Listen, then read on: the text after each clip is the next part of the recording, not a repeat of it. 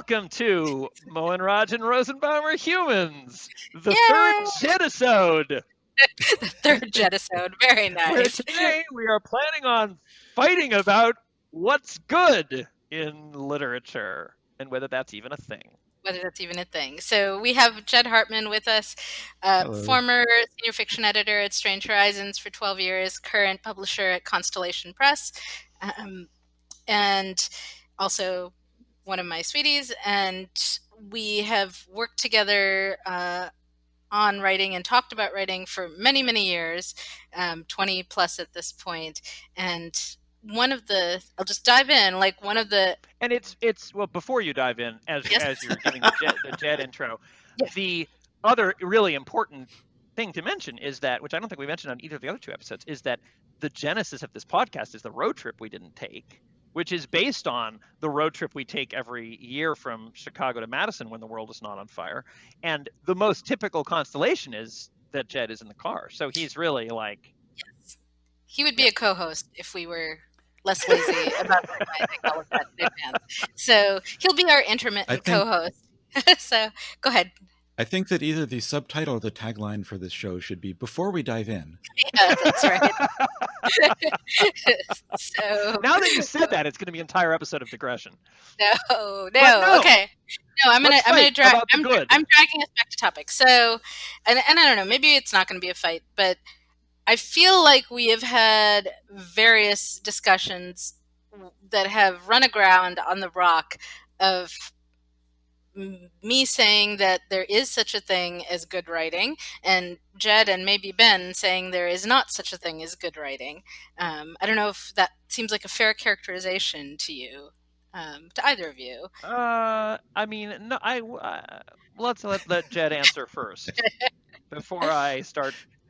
I think we should spend the next 45 minutes piecing apart the phrasing of that statement, Sure. I think that is a fair general characterization. I think that there are many nuances to it, and I think that where the place where I would be inclined to start is with Ben's theory of reader. Wow, no, I can't remember. Reader pleasure. I'm not sure it's my theory. Sources of theory reader Ben pleasure. Always talks about sources of reader pleasure. Yes.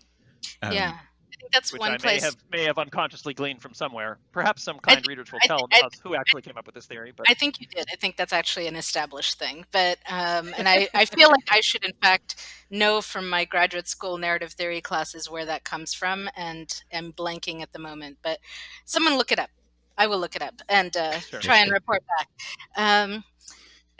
I guess I think it's probably very influenced by Delaney's critical. I mean, if I did get it from somewhere, I may have gotten it secondhand and then reconfigured it through Delaney, because probably the most of the, anyway. Right, and Delaney reads masses of theory. So I would, I guess, say there's another inflection point to this conversation, which has to do with religion, because I'm not religious.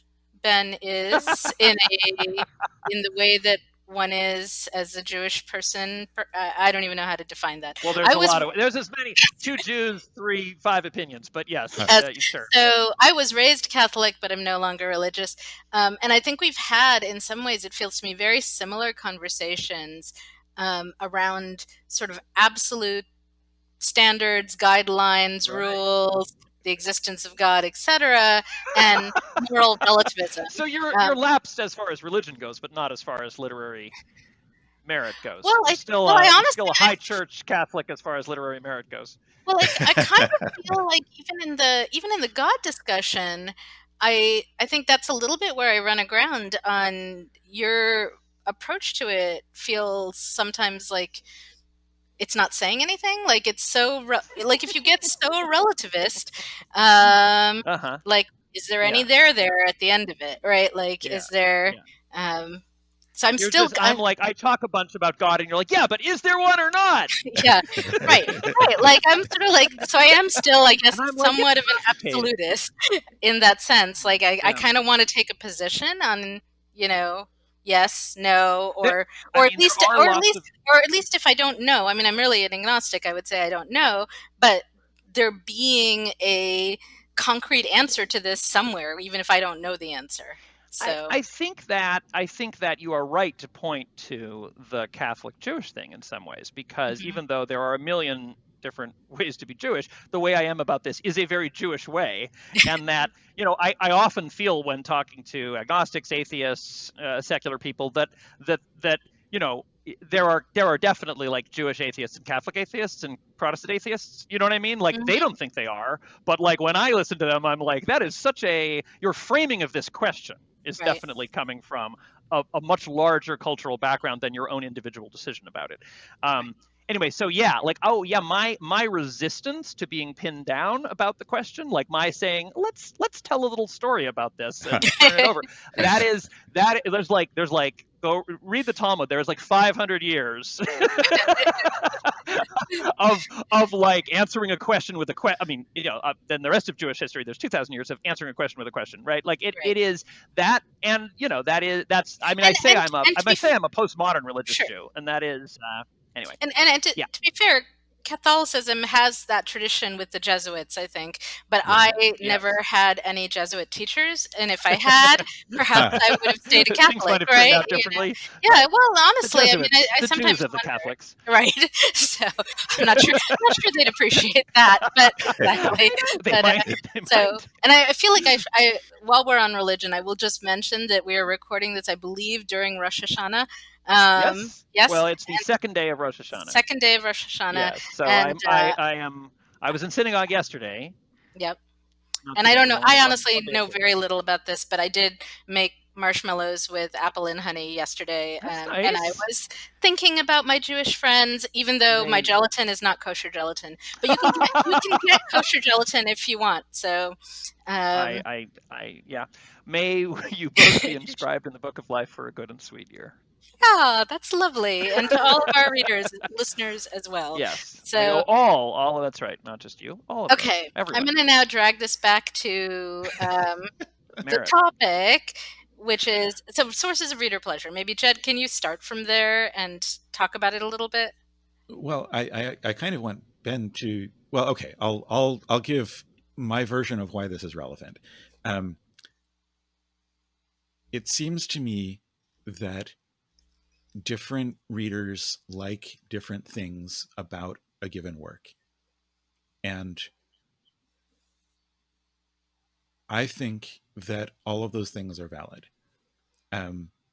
So I have read many, many published stories that I thought were terrible and that other people have read, well, the editor for one, and then other readers as well, have read and said, this is amazing, this is wonderful.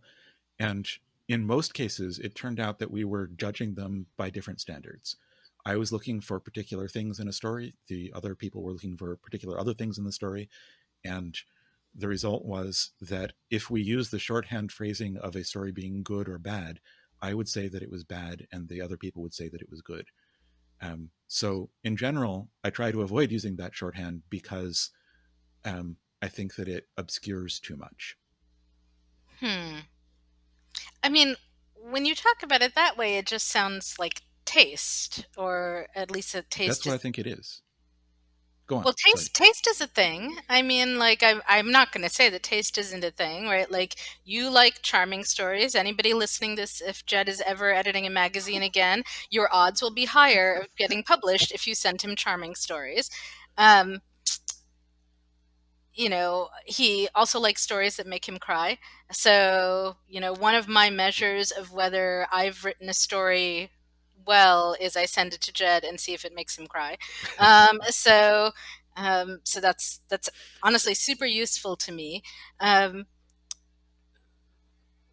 I don't think that's on the same axis as evaluating good and bad, right? Those are elements of the story, their styles, their flavors, but you can, let's say your goal is to be charming. You can be good at being charming, or you can fail horribly at being charming, right?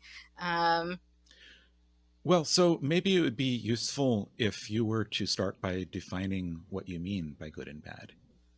And also if you could say something about whether you are talking about objective or subjective goodness and badness. Oh, absolutely objective. So there's no such thing as subjective goodness or badness in this conversation. So now you're just trolling. Well, no, I'm serious. I mean, that's sort of the point of the conversation, right? Like, if it's just subjective, then like, sure, everyone go off and have your subjective opinion, and who cares? But the question is there objective stuff? And I guess I would say, I think a lot of my definition comes down to effectiveness, right? And Ben and I have talked about this a little bit before. When we're talking about literature, these days I tend to think in like, well, what is the project that this piece of literature is engaged in? And then are they effective at accomplishing what they're trying to accomplish? And if not, what's getting in the way of that? And so, there's another conversation you could have about morality. And I would agree that good is a little bit of a muddy word, because I also think that's a very interesting conversation about moral fiction and immoral fiction. But I kind of want to put it to the side, because I think that's a really different conversation.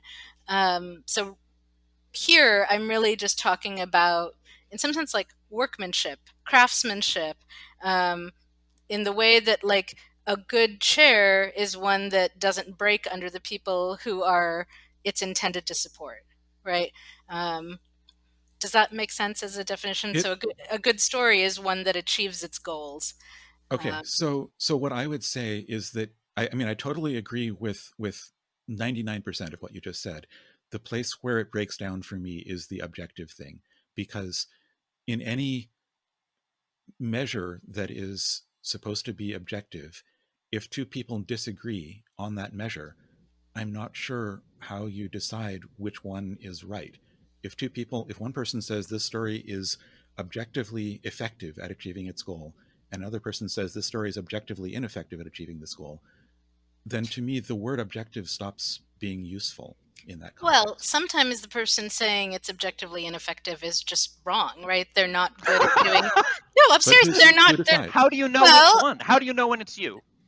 Okay, well, how do you know when it's you? That's a good question, and I can answer it. But I just want to, like, the way you guys are coming at it is a little bit like you can't possibly, and I disagree. I think you absolutely can. So you may not be able to tell in every instance, but that's not a failure of the structure. That's a failure of your knowledge of the structure, right?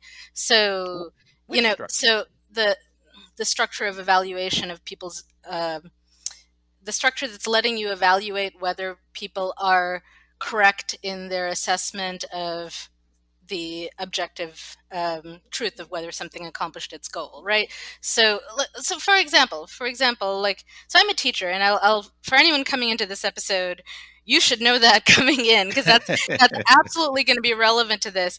I have spent a lot of time in school as a English major, a creative writing person. I have a BA, an MFA, a PhD in the field, and I got my PhD in 2005. So I've now had 15 years of postdoctoral practice, in which much of my job is evaluating creative writing or published, either workshop material or published literature, right?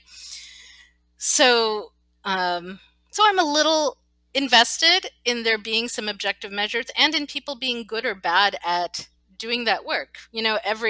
Next week I'm going to be assigning my students to write papers doing literary analysis, and after they turn them in, I will be reading them, and then I will be telling them, based on these measures, here is where you did a good job doing a literary analysis, and here is where you failed, right?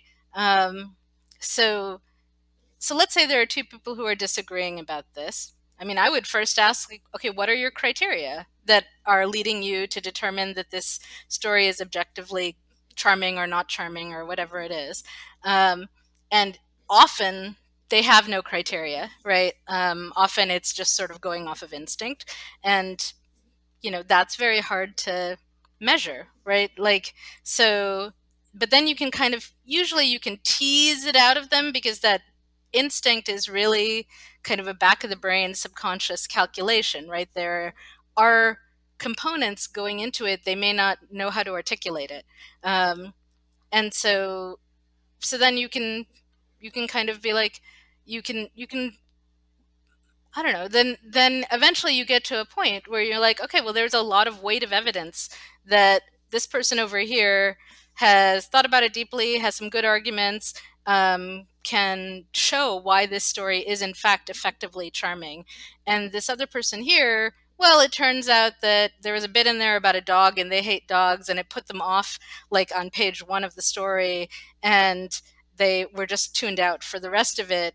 And even they are admitting now that, like, well, if it didn't have a dog in there, I might actually like it and find it charming. So let me ask you this, because the question is, so you're sort of presenting it like it's, I mean, a realm in which we're used to being able to find apply an objective standard is like science, right? There's like a hypothesis, and then we accumulate evidence and we verify it. And the reason that we find science to work is because we have found that it is possible to converge on the data. Like the experiments are repeatable. Like you do a thing and then somebody else does a thing. If you don't reproduce it, you didn't find that. Like if you really, really were sure and you could show and everything, but then the other guy didn't, then not. Yes. So the things that get to be science are the things that there is convergence on, right? Yeah, reproducible results. I agree.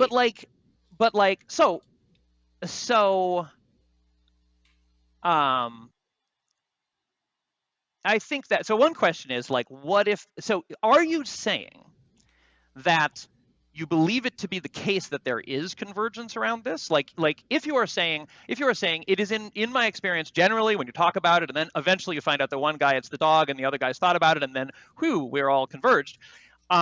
Is that a empirical finding? Like, do you find that to be the case? If you entered a different environment and you realized that there were a bunch of people who thought incredibly deeply and really robustly and just had a totally different set of standards, and then when everybody talked about it, they just ended up with like, well, I don't know, man, like you've clearly thought about this a lot, but we came to utterly different conclusions. Would that then... So then I guess the question then is like, so you see this with like, differences in writing styles that are culturally based, right? So indeed, right, I would say that you can sort of evaluate a story based on like the current American sci-fi field and what editors tend to like, and it will typically converge to some extent. And yeah, I think there is often a fair consensus. But wait, stay there for a minute. But if you go somewhere else, like, so now we go to the Yanomamo and we tell them the same story, and they're bored as hell, and they're like, that's not a good story, this is a good story, and then they tell one of their stories, and you're like, that wouldn't be published in a mainstream American. Then how do you decide who's right? Then you expand your structure overall to encompass both of those, right? So the correct structure, the actual effective structure would encompass cultural differences, gender differences, would encompass different styles, different approaches. It would encompass historical moments that were prioritizing. Okay, so now I've decided, now I think our distinction is semantic. So let me tell you how I talk about it. Okay. And you tell me if I'm right, how I would talk about this. And you tell me if I'm right that we're just reacting to the words. And I think, let me put it this way, I think that we actually probably mostly agree, and that we're using different words, and that we're attached to the different words for interesting reasons because of the context in which we operate. And very often when you have people my experience is very often when you have passionate semantic arguments where we sort of agree that we're talking about the same thing, but I really want to use these words and you really want to use these words, it's because we're each guarding against a different danger. Like, I'm worried that if we use your words, this will happen, and you're worried that if I use this word, this will happen. So even though we agree that the substance is the same, we're attached to words because of the caution, because of what we're worried about. So let me tell you, I think that here's what I was going to say is, when you ask a programmer, is this good? They will ask you, what are you optimizing for? Right? And they live in a world where there are trade-offs. And my base instinct as somebody, like, for a number of reasons, one of which is that I'm a programmer, another of which is that I have growing up as Jewish in a Christian world is another reason. There's a lot of reasons, but like my base instinct is optimizing for this is maybe de-optimizing for that, right? Like, if you're making it better in this way, you're probably making it worse in this way. So you really have to know what you're trying to do. Yeah. Right? So now, obviously, I think a caricature of your position would be like, there's one truth and it's cross-cultural, it arrived from the heavens, and like, this is it. But of course, you're not saying that. You're saying when we encounter new cultures, we expand our structure, right? A character of our position would be like, everything's equally good. I don't know. Do whatever you want, right?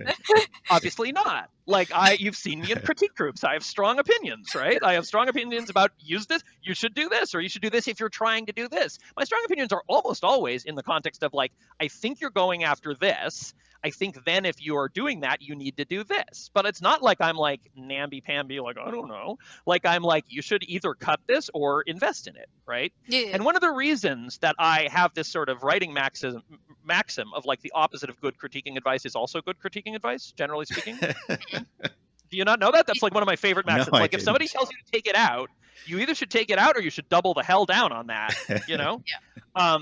Nice. My favorite, I have a lot of examples, but like I got a rejection from Blackgate on a story that was like, they were like, this needs to be expanded and made into a whole thing. And I was like, no, what you're really saying is this needs to be cut down to 500 words. Like that kind of thing. Well, I think that's very true. And just to interject, I think that is where a lot of newer writers go wrong, is that they, they get a whole host of crit comments from a workshop or an editor, and they just implement them all without, right? And which is a good way to kill a story. It kills the story. It really, like, you end up flattening out a lot of the strengths of the story. And that is, I think when people complain about MFAs and, the generic workshop story, they're not entirely wrong, because what they're pointing to is that effect.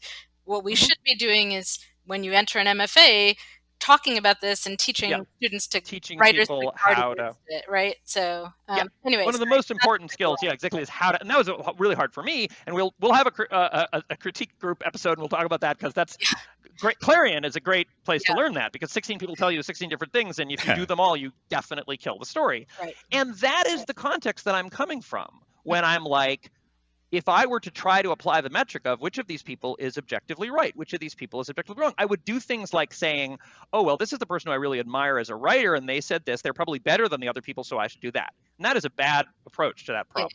No.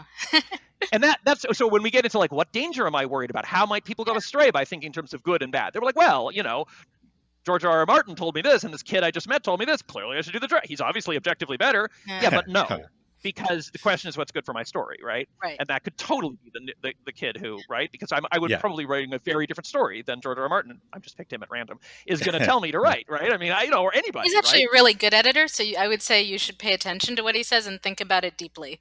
Sure, but Connie Willis, 6-time Hugo winner, amazing person. I loved her week. She taught at my Clarion. Her week was great. I cannot use any of her advice because she's just doing different things than I want to do. You know what I mean? Like, it's just not.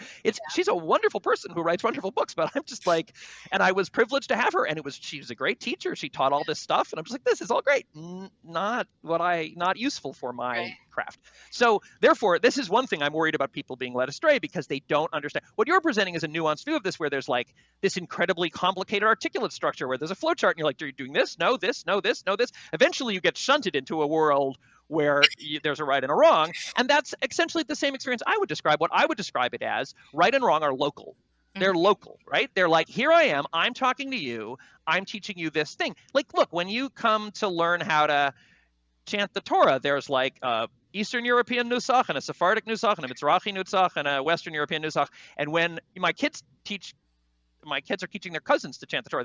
They volunteer at the synagogue teaching people to chant the Torah. And if you sing it, if I'm teaching you the Western European nusach and you sing it the Eastern European way, that's wrong. Yeah. And then I correct you, right? If you go up where the Eastern European thing would go up, but we go down, then I say, no, we go down, where I'm teaching you this. So you're saying so just to understand, you're saying like once we get sufficiently hyperlocal, you will allow me to be absolutist, right? Like they're absolutism is okay. I mean, it's not really absolutism. It's in this. This is the same as morality too, which is similar to what you were saying. Like in this moment, like, okay, I'm facing a line of, I don't know, like the police are coming, like, should I throw a brick or run away? There's a right decision for me in that moment, right? Yeah. Like, how is that not absolutism? I don't understand. Like, because it is so context dependent. And it is my choice, and I don't get to. Here's the thing: you have to make moral decisions. You absolutely have to make a moral decision. What I'm allergic to, for partly cultural reasons, is for somebody comes and says, I have made these decisions. This is why I feel passionately that this is the right thing to do. I'm like, that's awesome. And then they say, and this is anchored in the sky. Like, it's not just right for me. It is right in general, and I know. And I'm here to tell you, the hairs on my back of my neck rise, right? Sure, but that's... and that's what...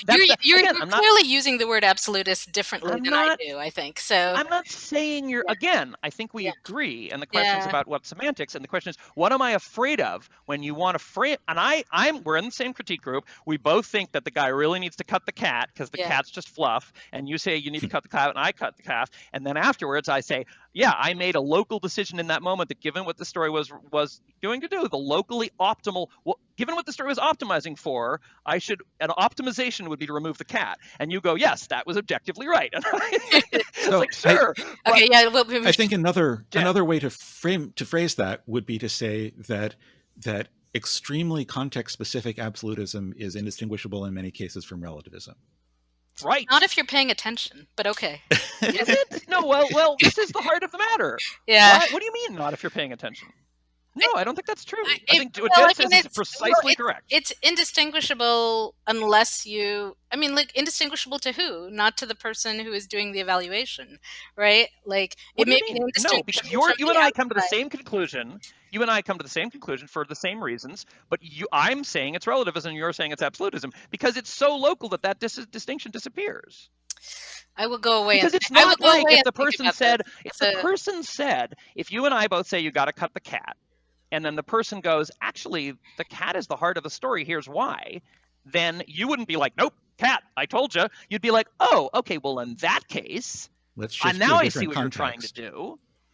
So then, like, you would say, now I've pivoted from one local context, and now I'm being equally absolutist. But, like, okay, but, like, from my point of view, do you know what I mean? Like, it's a caricature of the position of relativism to say that relativists are, like, wusses who won't decide anything. That's it's a caricature, but I mean, like, when Jed postulated earlier, here are two people disagreeing about the story, and he kind of framed it as like, how do I know which one is right? And I would be like, that's the problem with relativism. There is generally a way to decide. But see, that's where the rubber hits the road. Okay, now we're talking about two people who, and you can't just discard one. It's a straw man to say, well, it turns out one of them just doesn't like dogs, and the other one really thought about it. Okay, well, that's not a good example. The good example is where it's hard, obviously. Now, either you're saying there's no case in the world, or you're saying what you said when you were pressed on this point, which is, oh, well, then we expand the structure to make room for them both. But that's a footnote. It's not a footnote for me. The actual answer is, in the moment that you expand the structure and say, I see you're writing a Japanese story, that's different than a Western story, well, let me readjust. In that moment, you think you're preserving absolutism, but you're actually saying, oh, there is room for all the things. I wouldn't call it a footnote. I would say that's like, that is an obvious critical element of the structure, right? Like, I mean, it may have sounded like a footnote when I said it, but like, that is in fact how my absolutist structure is built with I know it is. Right? No, I know. We're not talking about your structure. As, again, on the actual praxis, we obviously agree. We've been through like a whole bunch of critique groups together. I'm never like, wow, Marianne's such a like rigid person. She just latches onto something and refuses to change. No, I never have that experience. No, I want to go back to Jed, because I think I'm still kind of troubled by Jed's framing of it, because I don't know when he says, like, I don't know which one to, that there's no way to tell who's good or bad or who's right or wrong when they're both disagreeing. Do you really believe that? He didn't say there's no way to tell them what to do. No, but the question when I hear there's no way to tell, right? No, but the question is who's absolutely right. No, imagine. Let's go back to my kids teaching. Let's go back to Noah teaching Gideon to Leinen. And Noah says, you got to go down here. And Gideon says, why? And Noah gives the relativist answer, which is, I'm teaching you the Western Nusach. It's the Western Nusach. This is the Western European Nusach. That's what I'm teaching you. And Gideon says, is there any other way to do it? And he says, sure, there's an Eastern European. Then you'd go up. And he says, which is right? which is the right one? Is it the Eastern European nusach that's the right one, or is it the Western European that's the right one? Then Noah would say, that's not a meaningful question. I'm just telling you how we do it. If you want it to sound good, to us, in our way of, we've figured out a way that it sounds good. And so play our game. You want to play our game? You can play our game. But nobody is telling you that it's the right game. They're just telling you how to. I am very good at teaching somebody how to write something that I will like. But I don't need to hang it in the, I don't need to anchor it in the sky.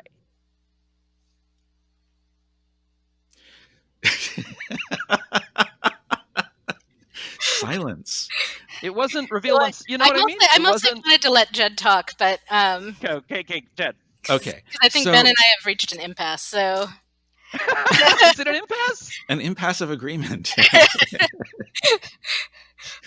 Okay, so here's what I think. I agree with pretty much everything that Ben just said, and I do think that there is an almost total agreement between your two positions. I think that there is another aspect to this, which is that in my experience, it is possible and not all that uncommon for two people who both have well-reasoned and well thought out criteria to look at the same thing, the same work, and come to different conclusions about it. And I have not done I have not done a formal version of the exercise that you're talking about, where you go through and you list a set of criteria and come to agreement on whether each one of those criteria, on how you have, on what your evaluation is of each of those criteria for this work. But I've had less formal versions of that discussion many times, with, for instance, my co-editors, with, for instance, people at work, interviewers at work who are interviewing the same candidate I am and who are reading the same writing samples. Yes. In one notable case, a writer who I respect enormously and who I think is a tremendously good tech writer read the same writing samples I did and said, these are incredibly good writing samples. This is perfectly qualified for this job, and a great indication they would do a great job. And I read those same writing samples and said, these are terrible writing samples. I wouldn't hire this person because of these writing samples. We didn't sit down, and it would have been really interesting in retrospect to do the exercise that you're talking about. Yeah. But we were, even if not evaluating on exactly the same criteria, we were aiming for the same goal. We were looking at it from the same framework. We were both technical writers at the same company with similar ideas, and apparently we had different ideas of what constituted good technical writing. With my co-editors at Strange Horizons, we would often have discussions where one of us loved a story and others didn't. And in those cases, we would often talk about it and in detail. And one person might say, well, the story is trying to do such and such, and I think that's a great thing to try to do. And another might say, oh, okay, I didn't realize that's what it's trying to do. If that's what it's trying to do, then it fails miserably because of this. So I think that's more in line with the sort of framework that you're talking about, where once you are aligned on what you're talking about, then you can have the discussion about whether it does those things effectively. So I guess my only point of disagreement there is the question of whether it's possible for people who are looking at the same criteria to come to different conclusions. And in my informal experience, I think it is. But well, no, I would agree. I would agree it is. But I mean, I think that happens all the time. But I think generally I would say there are reasons why it happens, right? I can tell my students to, we're going to analyze, whatever element, we're going to analyze how Orientalist elements show up in this text, right? So we can say the criteria very, very specifically, but they are generally not practiced at it.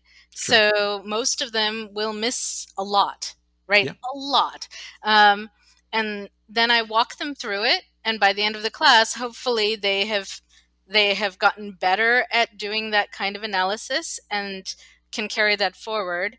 And maybe somebody else watching me do this, who is even better than me at it, would say, well, she got these things right.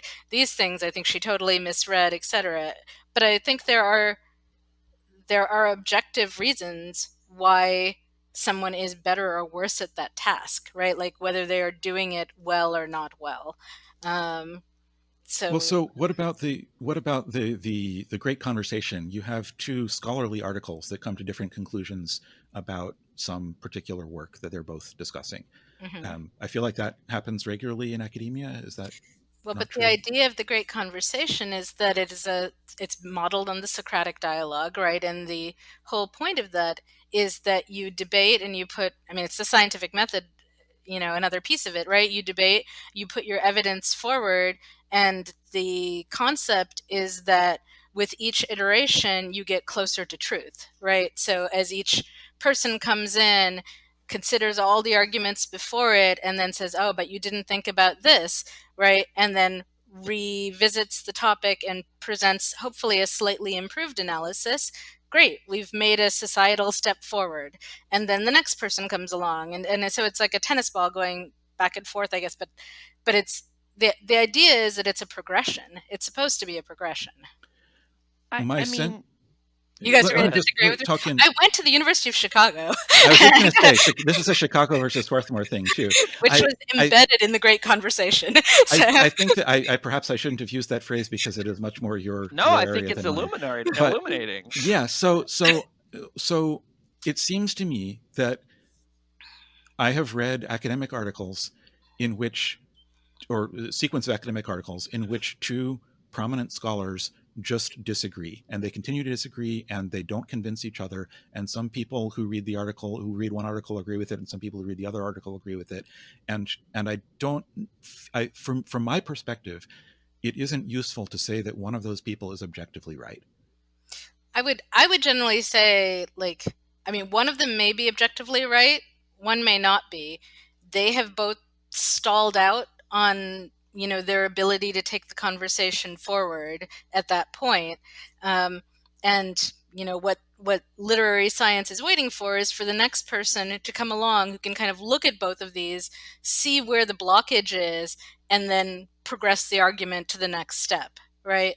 Either or they may just find that no, there really is a preponderance of evidence that shows that person A was correct and person B was just couldn't see it, right? And that's fine, right? There are things that you can be a scholar and brilliant and, have, gotten attached to one vision of how things are and have a hard time seeing another angle of view, right? So I do feel, it's interesting. If we're looking at very locally at the specific for certain specific contexts, it's clear that we agree, right? Mm-hmm. Like if we're looking, I think the example we're talking about I'm teaching my students, I'm critiquing a story. We obviously have a very strong overlap of praxis there, right? Yeah. Mm-hmm. And that's not a place that illuminates this difference, because in fact we would do the same thing. Right. And I think the thing that you're concerned about, I think, like I said, I think where we're attached to framings, it's I'm worried about this. It's not that I think you're saying this, but I'm worried that people using that language would be led to this conclusion, mm-hmm. right?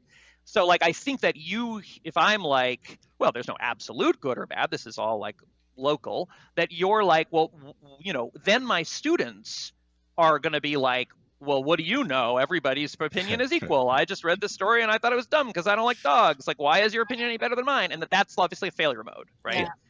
You're talking about a very specific context in which you have learned a lot of things. It is of course the case that you know more stuff and that you've thought about it more and that you have things to teach them. Mm-hmm. A failure mode of this relativism would be well, there's nothing for you to teach them because their opinions are equally valid. They're not equally valid given the game you're playing. Mm-hmm. They showed up to learn from you in your course. You're the teacher. They didn't learn the thing yet. You know the thing, they didn't learn it, right? It's not like the person can go to the Bima and say well, I didn't decide to learn Leinen. I'm just going to sing. That's going to make something up. Now, as outsider art, that might be great. If somebody goes up to the Bima and has never learned a Leinen and starts doing weird stuff, and I'm they don't know how to Leinen, and somebody's well, it's actually a performance art piece. It's an outsider art. They're I'm oh, then it's great. right?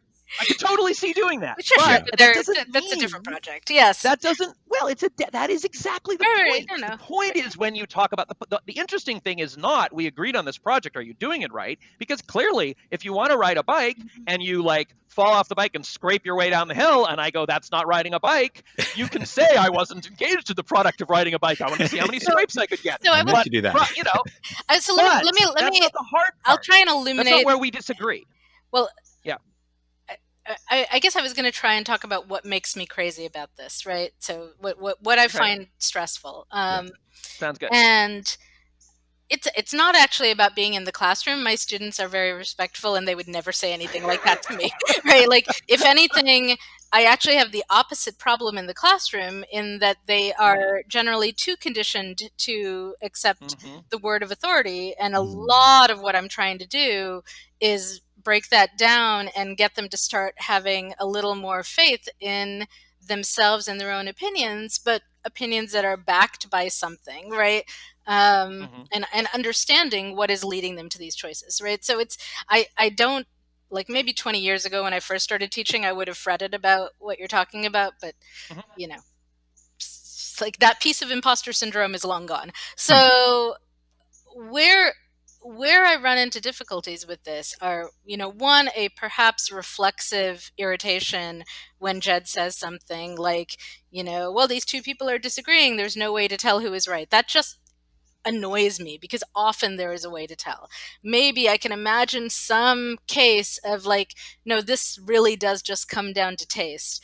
But in the bulk of my experience, when you're looking at these stories and you're analyzing them, there are reasons, and you can tell. When you say, wait, but just to pause, when you say the bulk of your experience when you're looking at these stories, we're not talking about students now. We're not talking about half-formed people who haven't. You're talking about disagreements among, like, some people hate Flannery O'Connor and like James Joyce, and some people the other way around. Those are the conversations you're talking about. And like the bulk of your experience in those conversations. But hate and like are not the axes that we're looking at, right? We're looking at good or bad, right?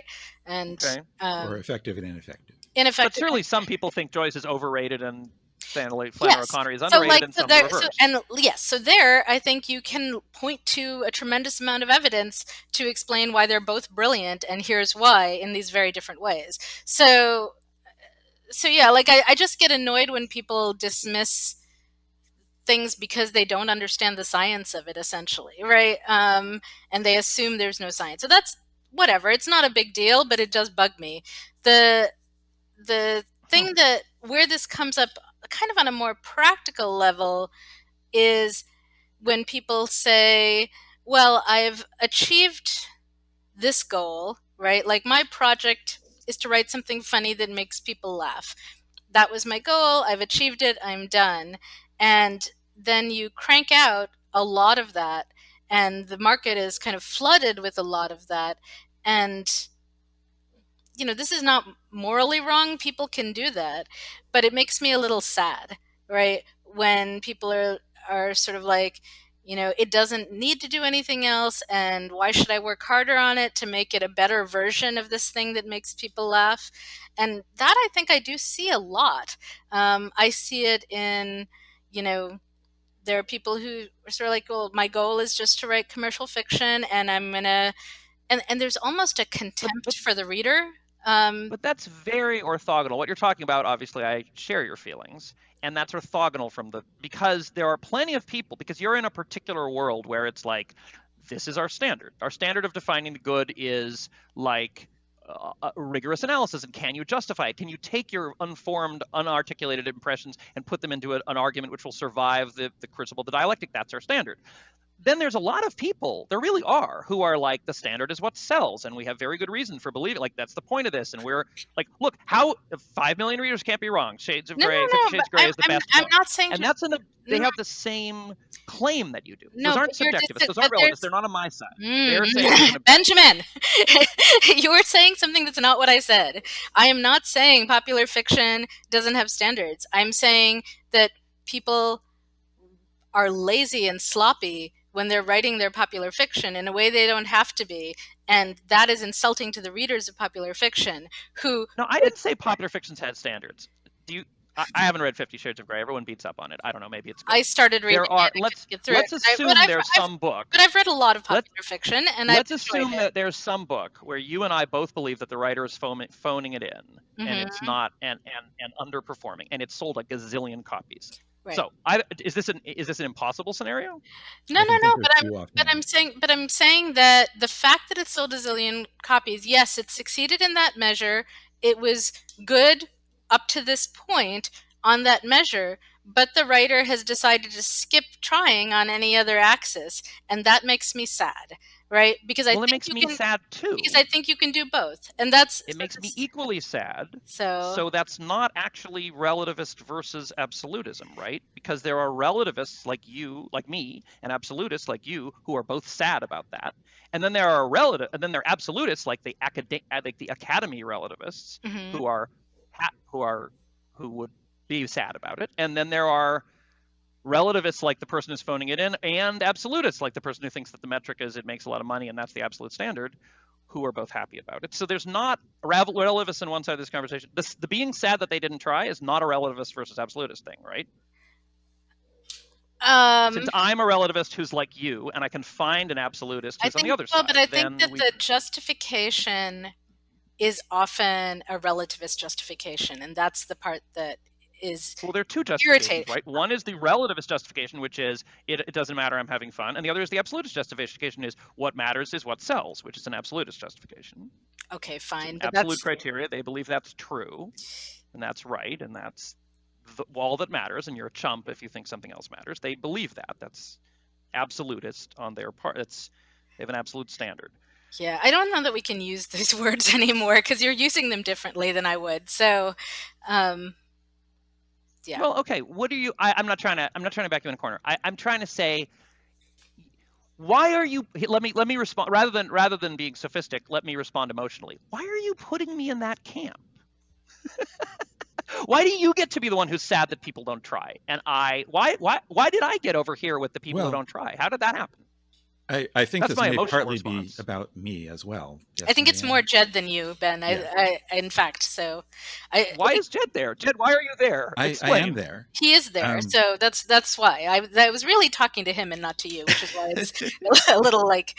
So you do not actually have the same position. Well, then I don't understand. Yeah. Okay, well, explain the difference between Maya and Jed's position. Jed, explain the difference between Maya and your position. Okay, well, so I agree that this is not an absolute versus relative thing, but I feel that there is nothing wrong with creating work that succeeds on one axis and doesn't particularly try to succeed on another axis. Morally wrong or aesthetically wrong, or what do you mean by either? Both. Wrong with it? Okay. It doesn't make me sad. I see lots of work that that readers get enormous value out of, and that I get little or no or negative value out of, and I think that from my perspective, those works are being effective at what they're trying to do, and I therefore don't object to them. I don't want to read them. I might even say that they are bad in various ways. They're certainly ineffective in various ways, but I think that they are very effective at doing the particular thing that they're trying to do, and it's hard without an example to know how to engage. Let me give you now that Jed's talking, I'm like, well, maybe I agree with Jed. I can give examples, but go ahead, Mary. I don't know what we're talking about. I want to give a food example to take it out of the writing realm for a minute, right? So, chocolate cake. I have, for whatever reason, it's not normally the thing I want to eat, but the last couple weeks I've been stressed out and I keep wanting chocolate cake. I keep, and I don't really need to go to this. I was literally at the store yesterday and I looked at this big chocolate cake and they had the calorie count on there and it was like 700 and I was like, oh, that's not so much. And then it was like, oh yes, per slice. And I was like, would I really just have half a slice? No, I would not. I would have 3 slices. And so I did not buy the chocolate cake. But so when you're talking about chocolate cake, there's a generic thing that has a utility, right, that would be pleasing to me, or that it's something I crave, it's something I'm looking for, it's something that, whatever. In this moment, this is what I want. The parameters are very clear. However, 20 plus years ago, Kevin and I, for our anniversary, splurged way more than we normally spend and went to Charlie Trotter's, which was the best restaurant in Chicago, one of the best restaurants in the world, for their tasting menu. And at the end of this tasting menu, I mean, first of all, the meal was incredible. Like, we were eating for 4 hours. We never felt over full. Every dish was so perfectly balanced. Like, you took a bite and you never were like, oh, this is too greasy, or this is like, it was amazing. And I don't remember the specifics of most of the dishes, but at the end of it, they had a chocolate cake that had a little cayenne in it, right? It had like a Mexican inflection, like a spicy chocolate cake, and with an incredibly good Cabernet. And but I think it was really the cake in itself was amazing, and like the height of what you want such a thing to be. And and I can't get it anymore. This restaurant went out of business. I cannot go and buy. He decided to close it down. There is no Charlie Trotter's in Chicago anymore. So I can't go get his chocolate cake. I don't think the recipe is published. I can't make it. If I'd been able to go to the store yesterday and buy his chocolate cake, I absolutely would have, right? Because it would not just have been satisfying this basic desire to have a chocolate cake. It would have been this exemplar of what a chocolate cake can be. And that's, so I don't know. I don't know if that's a useful metaphor, but I totally hear. So yeah, so there's I don't know, like, I'll keep going with your metaphor. Yep. Okay, there's several images that come to mind. One is, you had a terrible day, it was raining, you fell off your bike, you come home and you get in the bath and you're feeling, sorry for yourself, and your sweetie says, I will make you this rich potato soup that's like the soup that your mom made, and it's like simple and rich, and there'll be a piece of toast, and you say, oh, that'd be so nice, because I don't want to have to deal with going to get potato soup. Then they bring you the chocolate cake. I can imagine you'd be like, oh, really? Okay. Oh. I mean, it's a really good cake, but I don't want to just, I'm not feeling. The reason I say that is it's like, right? I think, so I'll just leave that there for a minute. And then I just want to say, like, I think it really, I find it fascinating when we're like, when you said, like, I'm sure I can imagine some case in which, like, taste would be determinative, but or the context would be determinative, but in my experience generally, and that is just so different from my experience. I think that's the interesting thing. I think it's just like my experience is you're just sending me telegrams from another world. Yeah. Because now, to be fair, I don't read slush. I don't deal with a lot of student stories. I rarely encounter anything that's written that's not either by a first draft by a very good, like a very good writer who's a friend, or like, I don't know, my kids, but they're pretty good writers. Like, I don't, I'm not full of a world full of elementary mistakes doing even the thing you're trying to do, right? I usually read really good things, and I have radically different reactions to the really good things than my friends. And while I'm sure that would be possible to, like, analyze and figure out why, and I think that is actually like a fun and interesting exercise, I'm not sure it's the right question. Like, the question that leads, I mean, sometimes it is, but, like, for example, like I published a short story collection, The Ant King. It was full of stories. They're wildly different styles because I am like that. And I read all the reviews. I love reading reviews of my stuff, whether they're good or bad. Really, I've rarely had an unpleasant experience reading a review, even if they hated it. Wow. I think that's true. Anyway, I read, and that doesn't mean I'm not. That's not like some vast fountain of security, because I'm, like, very insecure before I send it out. But when I get a reaction, regardless of what the reaction is, I feel much better. Anyway, when it's just the waiting that kills me. But when I read the reviews, like if you go read the reviews of The Ant King, many of the reviews follow this pattern, that they hated some of the stories and they loved some of the stories. And it's not like they're like, these are reviewers. They're pretty sophisticated reviewers. They're not like, they've read thousands and thousands of short stories if you're talking about reviewers in like Locus or whatever. I don't know, like all over and it got reviewed in elsewhere too. Got reviewed in like the LA Times. I don't know, like it was Kelly and Grant did a great job promoting this book, so it got reviewed in the Washington Post and like maybe not the LA Times, maybe the Washington Post. Anyway, and they would say things. They would be like the other cities. These are like this graceful Borgesian, like what taking you to other worlds. And then the other person would be like the other cities. They're like these superficial, trying too hard, and I read those both, and I'm like, Mike, I get that. I mean, I totally get very often I read reviews. I got a 1-star review on Amazon because somebody made the guy who works for money into a like downloadable Kindle thing, or I did. Someone, maybe. And there's a 1-star review, and I read the 1-star review, and I was like, I totally see that. Like that's generally my reaction, and it's like. I feel like, sure, sometimes a review is superficial. They haven't really thought about it. Like, I don't remember those. Like, the ones that are where I'm just like, yeah, there's lots of reviews where I'm like, I don't know. We're not even having the same conversation. Like, you're not engaged with this story.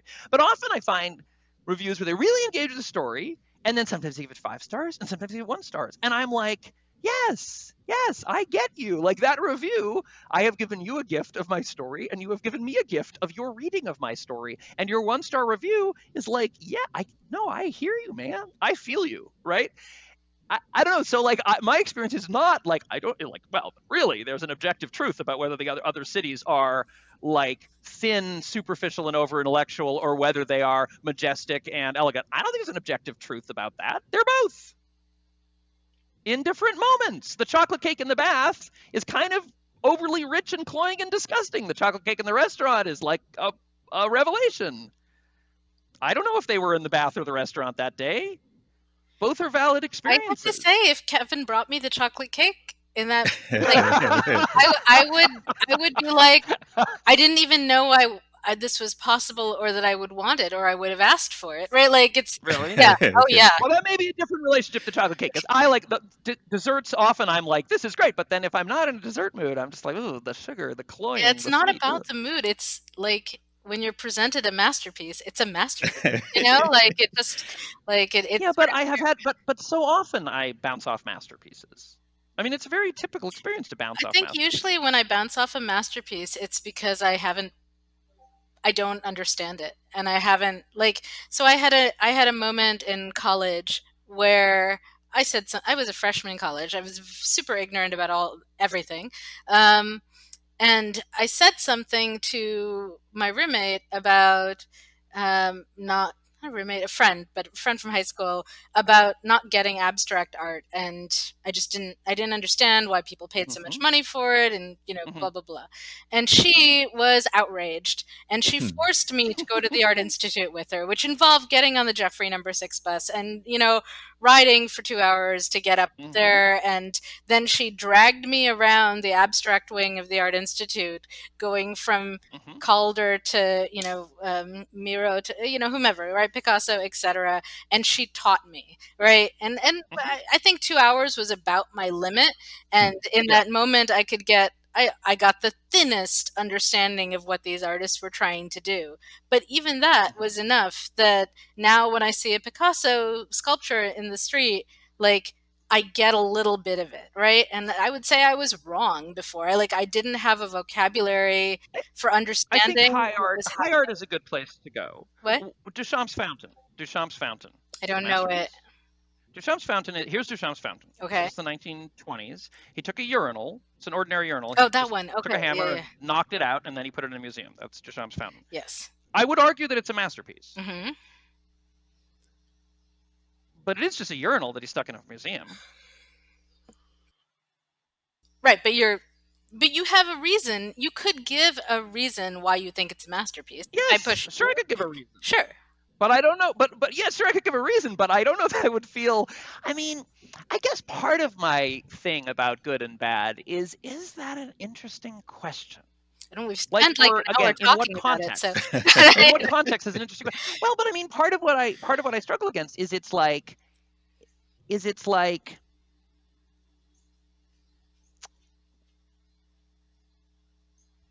I mean, what? Sure, I grant you that the chocolate cake and the drawings of Picasso, and that there is. I grant you that masterpiece is a thing. Mm-hmm. Okay. I mean, I grant you that, like, you can determine whether somebody is like.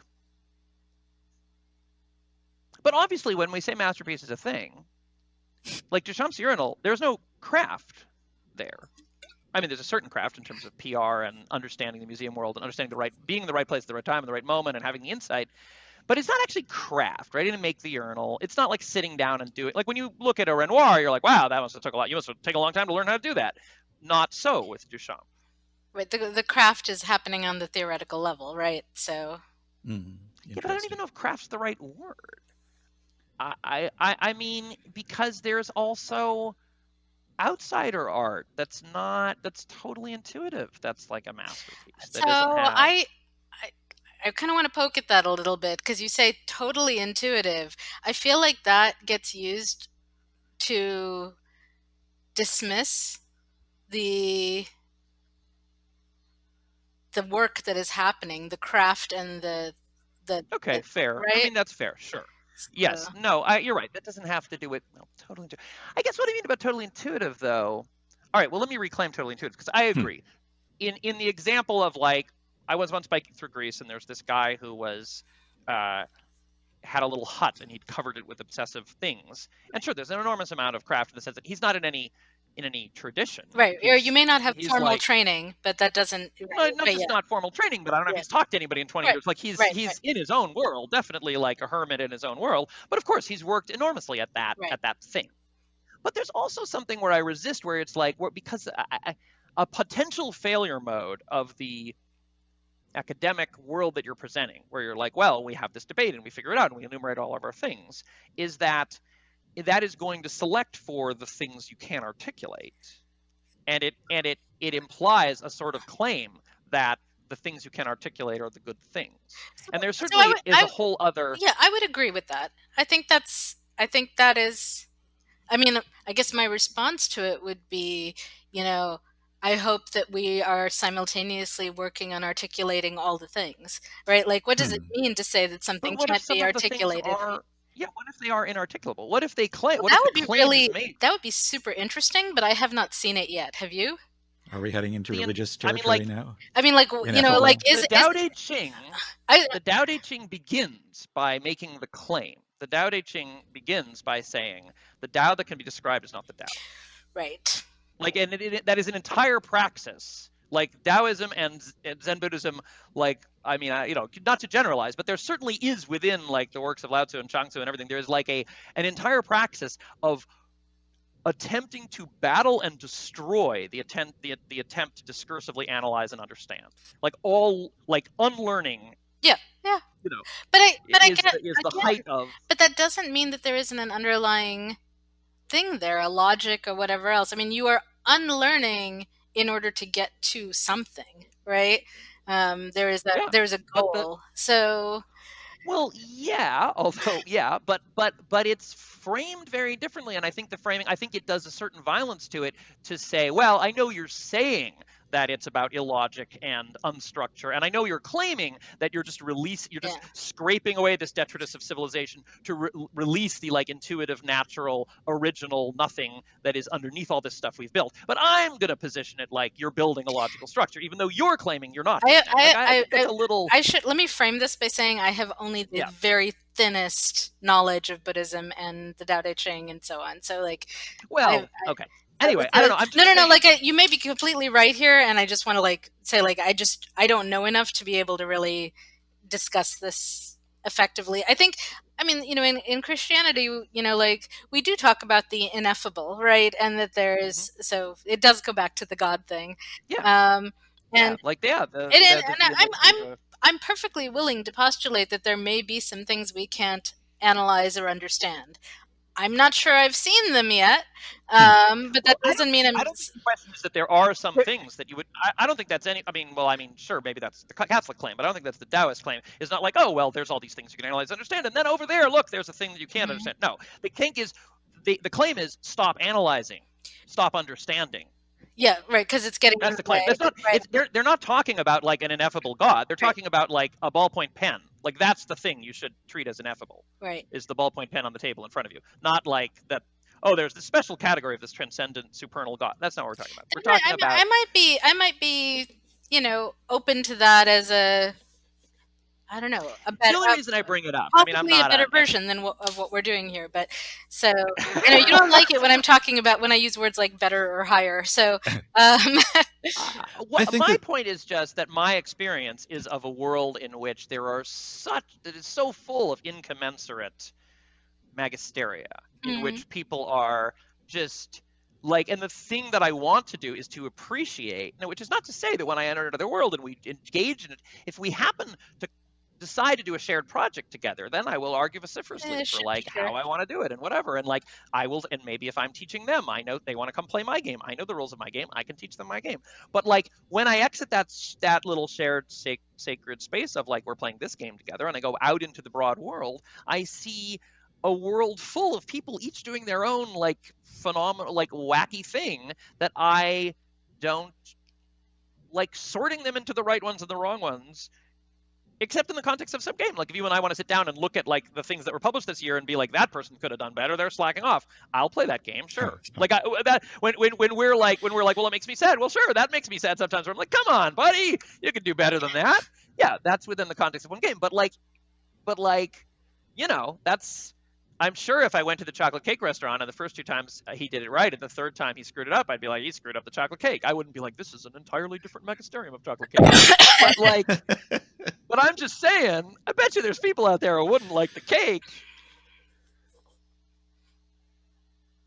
Well, so go ahead, Jed. Jed's been trying to talk forever. No. I haven't been trying to say anything particular, but I do want to go back to the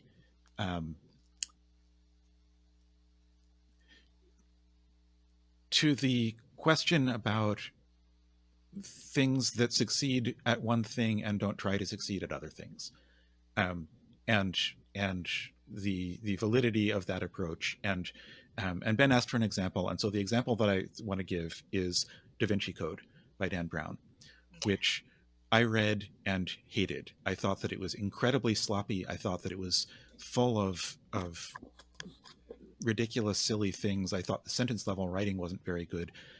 My brother read it and he loved it. And part of why he loved it is what many people love about Dan Brown is, for instance, that every chapter ends on a cliffhanger. He's really good at creating suspense in that way. Part of it, my brother said that he loved it because it was full of ideas, which is what I hear science fiction people talking about, or have traditionally heard science fiction people talking about a lot, the literature of ideas. And my brother is not a science fiction reader.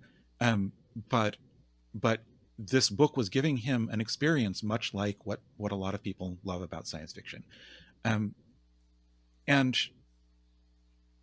I could say that, I wish that Dan Brown had done all of that, but also written clear and coherent sentences that flowed mellifluously off the tongue. But in fact, I think that he succeeded. I think that he did a good job of succeed better. Oh, sure. Yeah. Well, that's actually, I want to know. I haven't read the book. What claim are we making? Could he have? I also have. I haven't read the book either. So, I guess my question for Jed, who read the book, is that because again, optimizations and trade-offs. Could he have succeeded better in Marianne's terms without making it worse in your brother's terms? I think he probably could have. And I think let's look at the chocolate cake again. I think that what he made was better than a store-bought chocolate cake. It was a really good chocolate cake of its kind. It was not a masterpiece. It was not the epitome, the platonic ideal of all chocolate cakes. He could have, if he had added cayenne, that might have ruined it for some people. Mm-hmm. But if he had used a better quality of flour, then that might have made it just as good for the people who love it, and better for other people. Right. Sure. So I'm not objecting to that idea, but I think that it's perfectly acceptable to use the lower quality flour and to produce a cake that many people really love. I mean, what is for what it does? I mean, acceptable. I mean, who I don't even know. Like, who's saying it's not acceptable? Like, acceptable to what? Acceptable to... It doesn't make me sad. I mean, it doesn't make me sad that such work exists in the world. Like, I think, so in literary terms, like, I think of it as popcorn reading, right?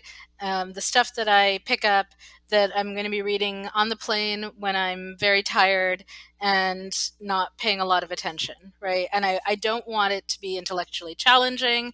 I want it to give me masses of reader pleasure, because it's comfort. It's sort of like, whatever. So, Yeah. and popcorn reading, because it's like, it's easy to consume. You can consume a lot of it. Doesn't really have a lot of lasting effects.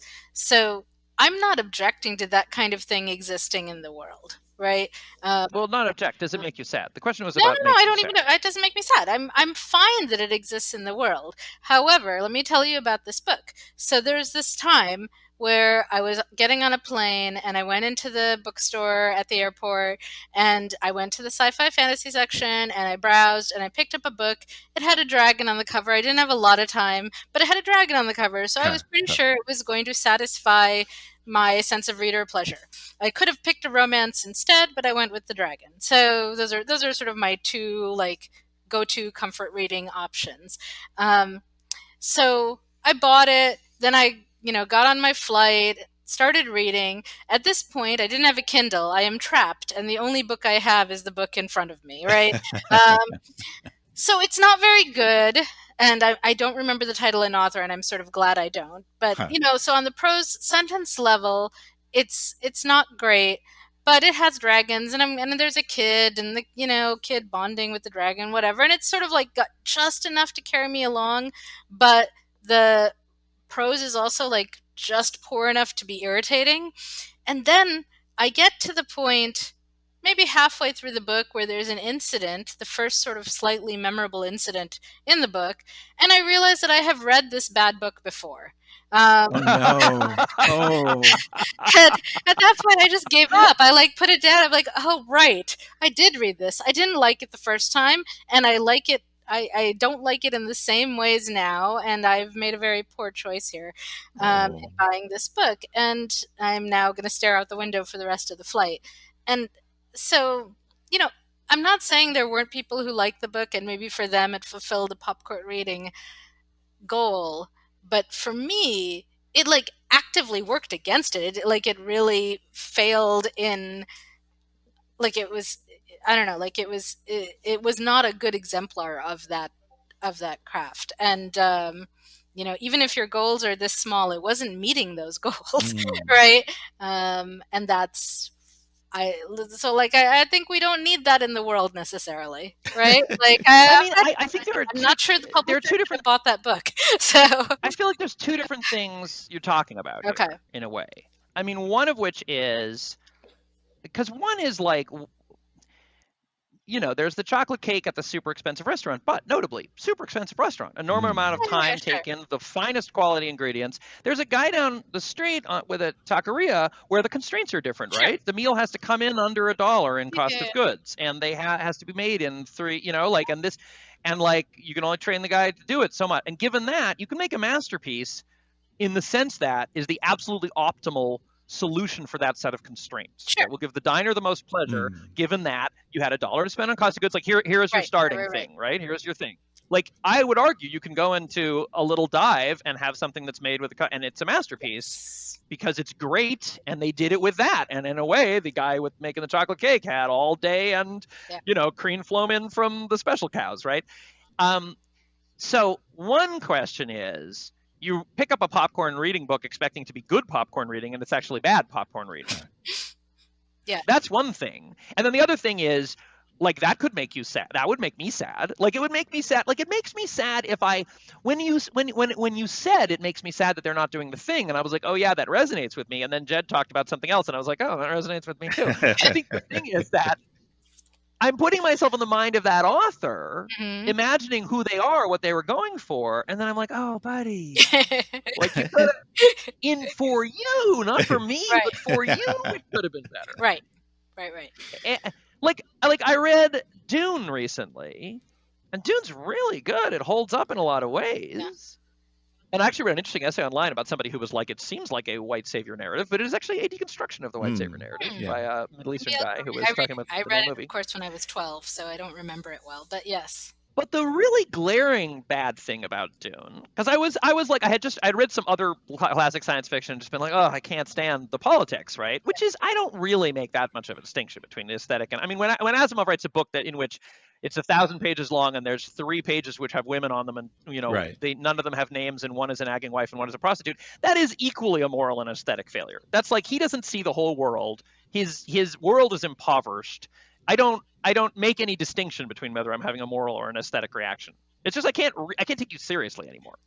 I would say you're kind of having both, is what I would say. But like, it's offending you on both fronts. But they're inextricably linked. I don't know. I mean, I'm not saying it's a Venn diagram with a big overlap. I'm not saying there certainly are times where I'm like, I'm having an amazing aesthetic experience, but I feel like the politics are fishy.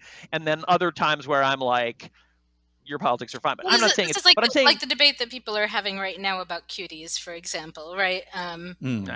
Oh, you're not following this one? This is I'm sort of avoiding it. I see headlines, but I'm like, this French film that was made, Mignonne, I don't know how to say it in French, Mignonnes, that is about the sexualization of young girls, and the film is done in an artsy way, but does show very dramatically the sexualization of young girls, right? And so there's a big debate happening about that right now. Anyway, go on. And the same Lolita debate, right? Essentially, right? So, sorry, I corrected you incorrectly. I apologize.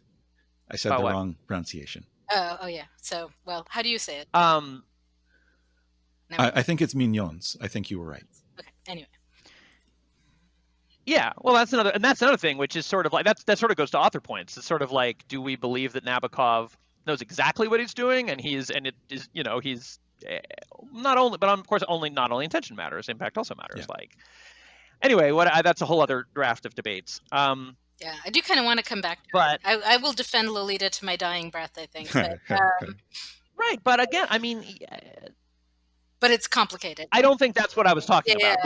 Right. So if I read, actually, it is a good example. When I read Asimov screwing up on gender, I'm just like, what the fuck? Right. If I read Lolita, I'm not like, oh, Nabokov, oh, Vladimir, you could have done better. No, I'm like, this is 100% the book you wanted to write. Yeah.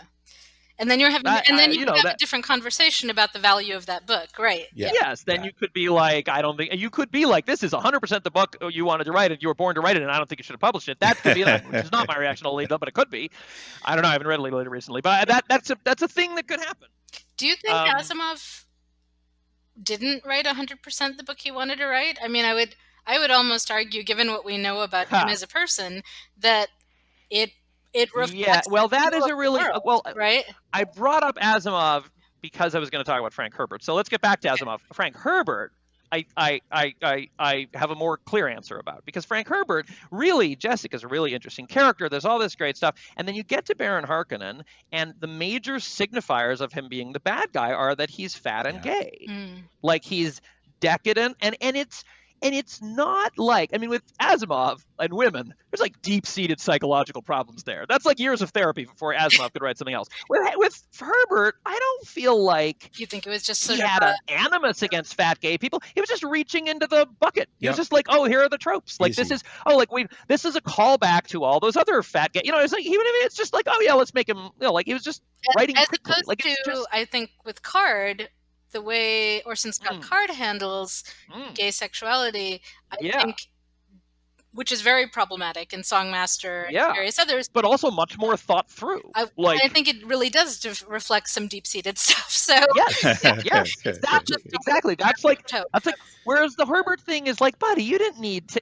Come on. I just want to go back in time and I could fix this in 30 minutes of a conversation with Herbert when he was in first draft. I couldn't fix it with Card or Asimov very easily, but with Herbert, I can speak on this is lazy. So one of the it's lazy. So I have an example of one time I did that. Right, like one of the first stories I wrote was about it was an erotica story about a girl who had a thing for her female roommate who was straight, and she arranged this like stupid thing with a pizza guy and a knife to like get the girl to have sex with her, right? It was and I posted it online 20 plus years ago, and I got criticism for it from people saying, hey, you are feeding into the trope of the psychotic lesbian, right? Mm-hmm. And Mm-hmm. I was at the time super defensive and pushed back and said, you know, well, this one person may be psychotic. Thank God this was the early days of the internet. Like there was a public discussion of it back then. There was 20 people instead of 20. Right, exactly. It was a big public discussion when there were 100 people on the internet. So and I tried to make some defense, like she can be psychotic without me saying that all lesbians are psychotic, and it took me a long time before I saw that, you know, especially at that point where there were so few representations of lesbians, it had an outsized effect. And also, I hadn't thought about it. I had sloppily reached for, you know, like my brain had shoved up this bit of homophobia, and I had just swallowed it whole hog and put it out there, even though I'm by myself.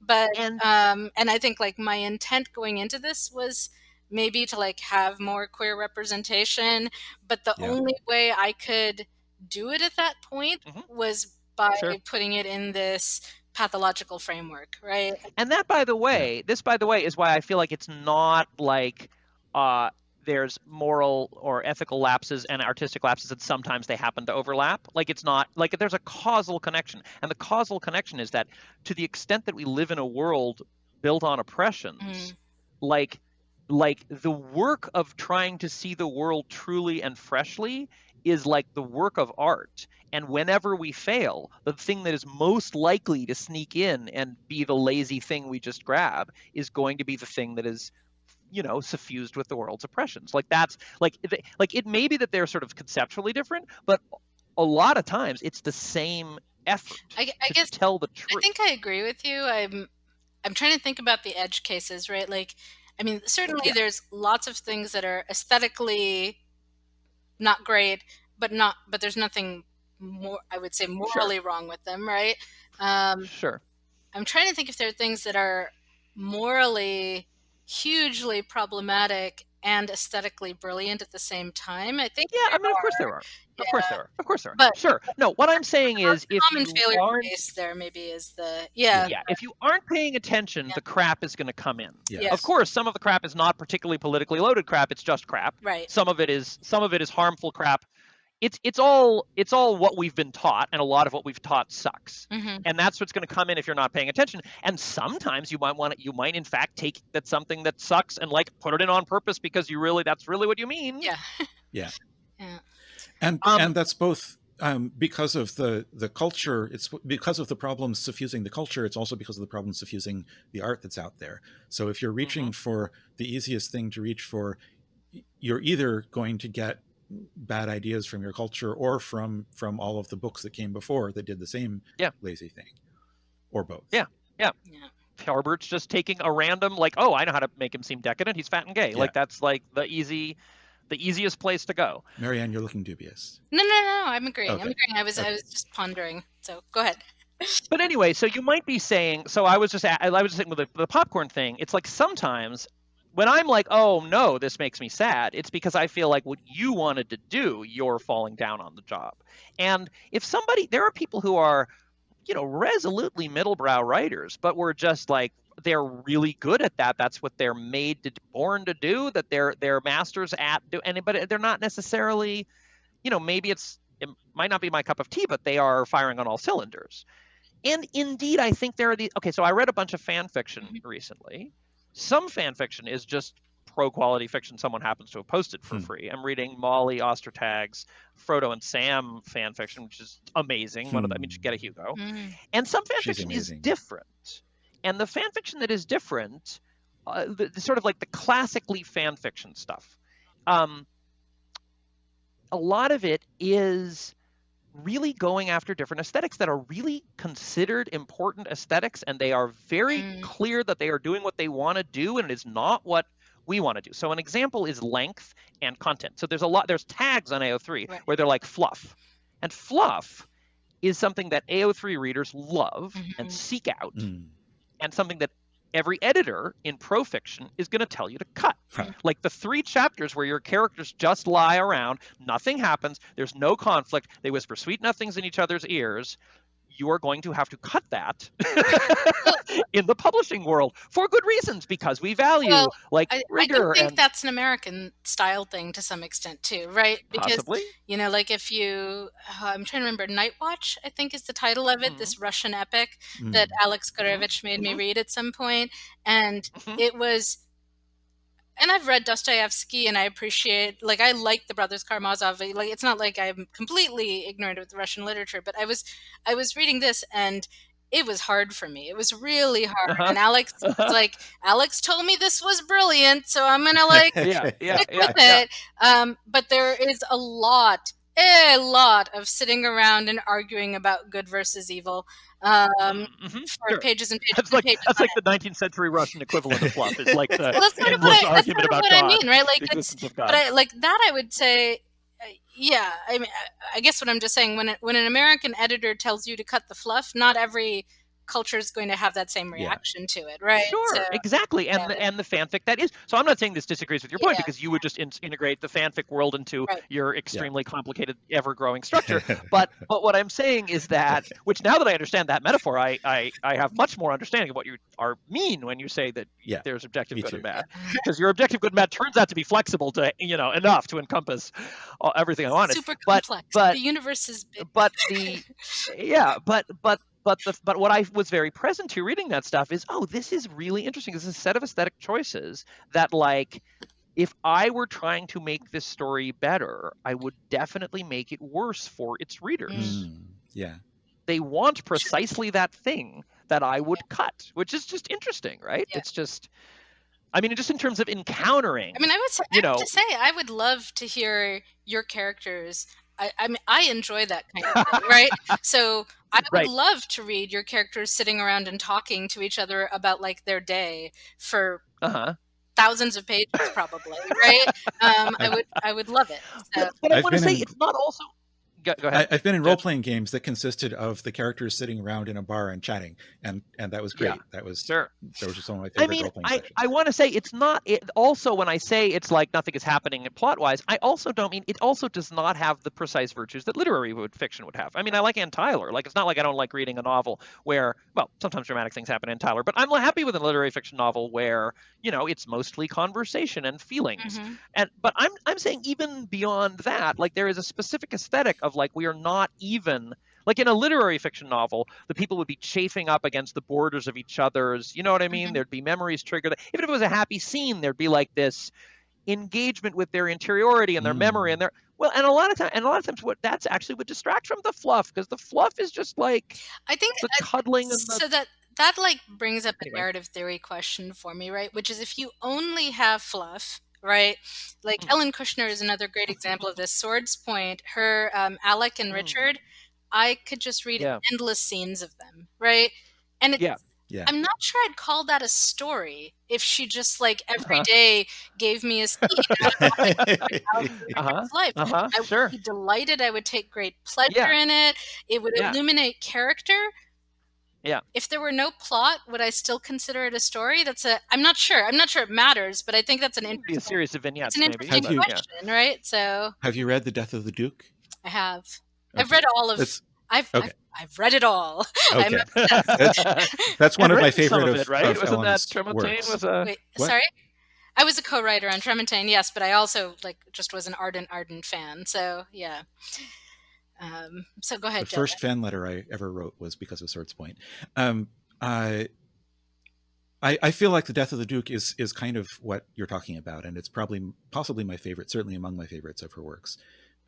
I don't know. That I think has a plot. I tried to get her to literally write. I asked her to do this, and she won't do it. I asked her to just write Alec and Richard relationship scenes and put them up on her blog. I see. Okay. She has not done that for me yet.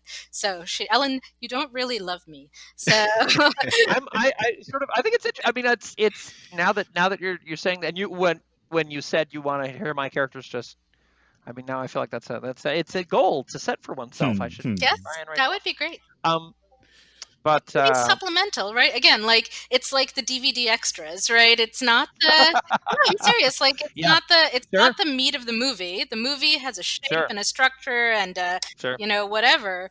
But boy, we want to see all that other stuff too, right? Like if you like the thing, you want to immerse. It lets you immerse more in the. So you know who actually did that? Although it's not exactly fluff, it's actually pretty high dramatic content. But I do think it is funny that like. So after She-Ra ended, Noelle Stevenson, the showrunner, went and wrote secretly an AO3 fanfic of her own characters. Nice. Just because it got, they didn't have room. And she just wanted to, she just wasn't done. Yeah. And then later it got like discovered and, she sort of outed herself that she had done that. But I sometimes I wonder whether we constrain ourselves too much as writers by this sort of American mode of like it has to have a story, it's got to have a a hook that pulls you in, blah blah blah blah blah, right? Like what would happen if you started a magazine that like said up front, we're not going to give you that, right? Like what was that magazine? Meandering fluff stories. Meandering fluff stories, right? Like there may be occasional plot, but that's not our goal, right? If so, there'll be a content warning. That's right. Warning, plot coming. So I don't know. I kind of feel like someone should do this. So I could read. My earliest fan fiction was reading / Kirk Spock stuff when I was about 10 years old, and I could have read it endlessly, really. Like just scenes of Kirk and Spock together is all I ask. And there is something also about the production. I mean, again, to go back to like the guy who makes a chocolate cake has all the time to work all that time, and the guy in the taqueria down the street doesn't necessarily. And so there are different constraints and different things. Like lots of readers voraciously want lots and lots of their favorite kind of content. And there is like, of course, somebody, like it's not impossible that somebody could, but there is a sort of that kind of production level trade-off where like maybe inculcating all the literary virtues and tightening and making things, honing takes both time and production and also like makes there be less words. So like, you know what I mean? Like and these fanfics are huge. Like it's like typically they're like, this one's only 600,000 words. You know what I mean? Like I don't know.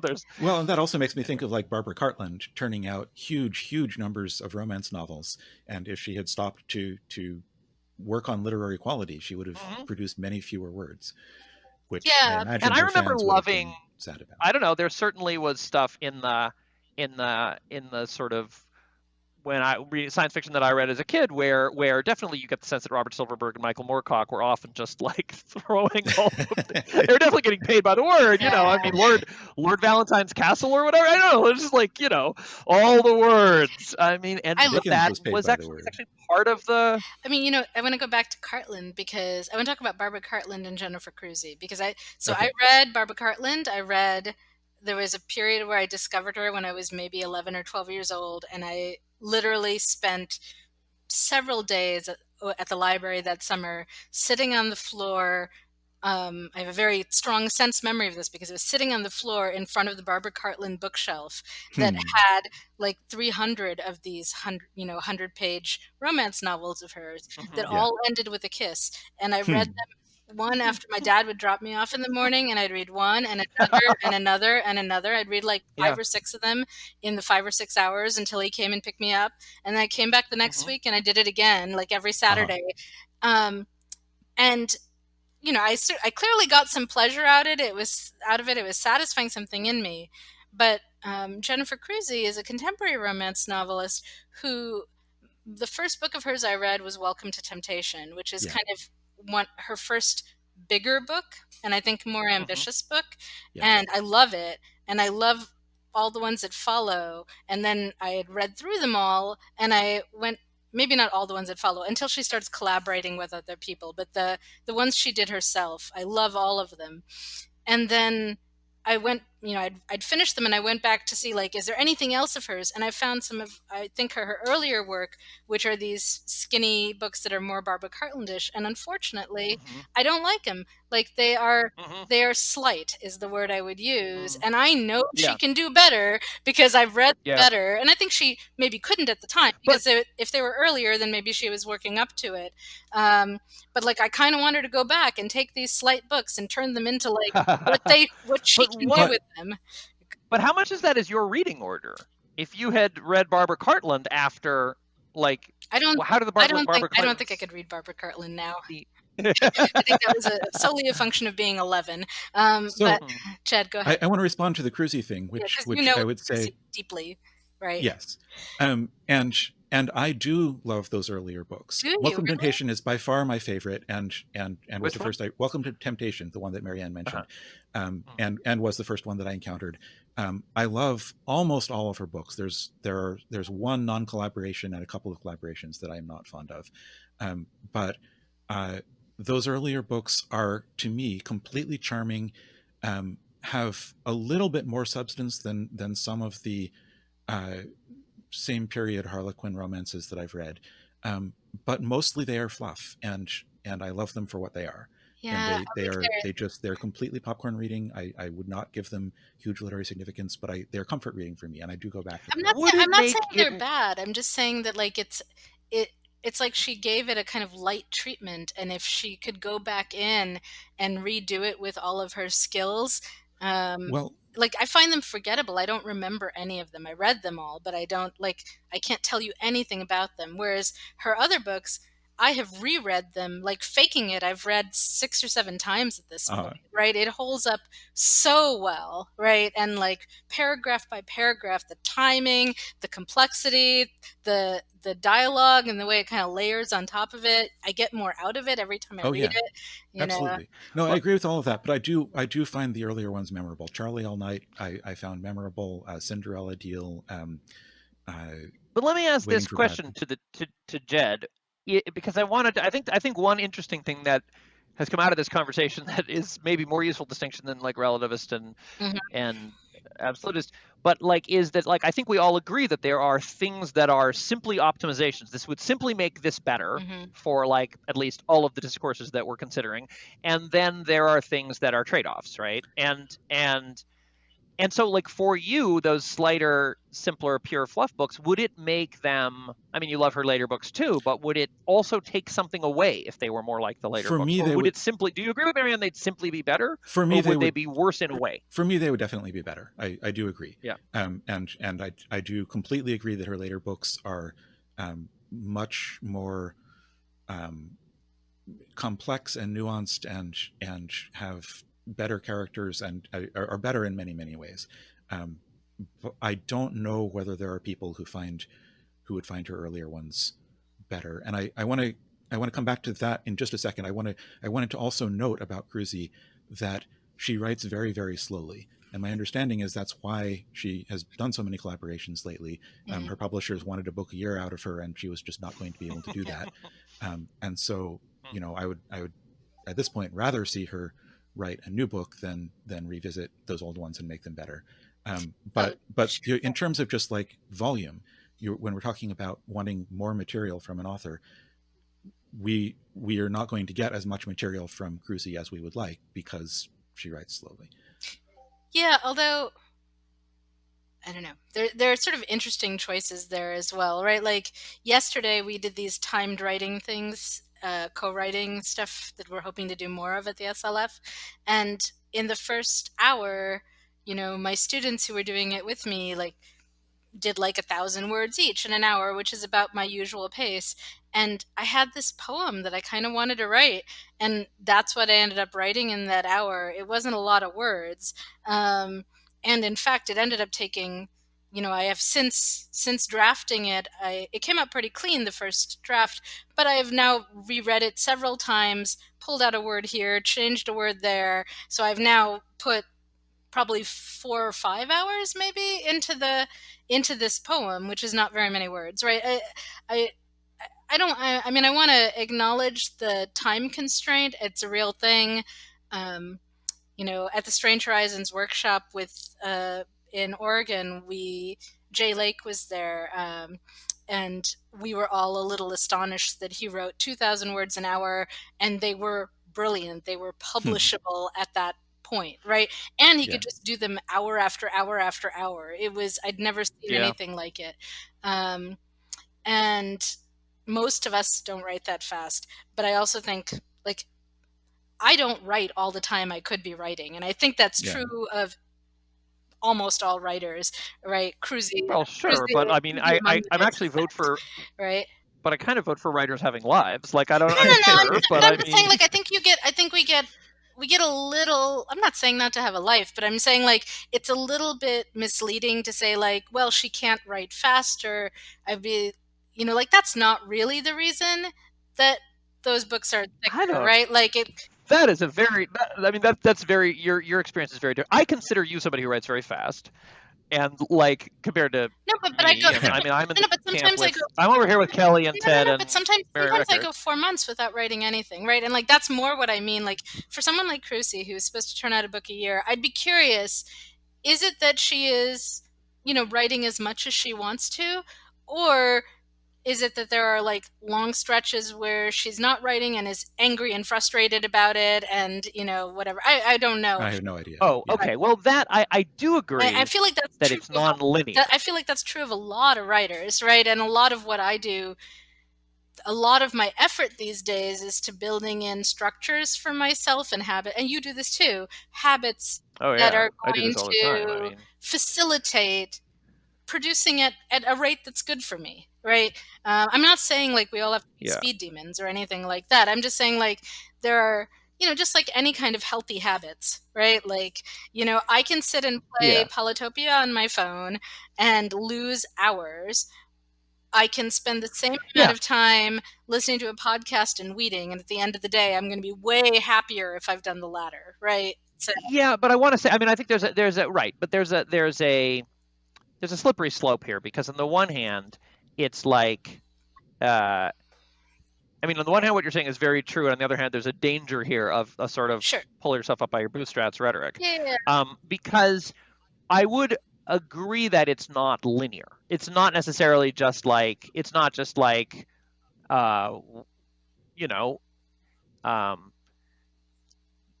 generally speaking, we are not using our time optimally. It's not I literally don't have time. I could not. Jay Lake simply has more time at the computer than I have. That is not why.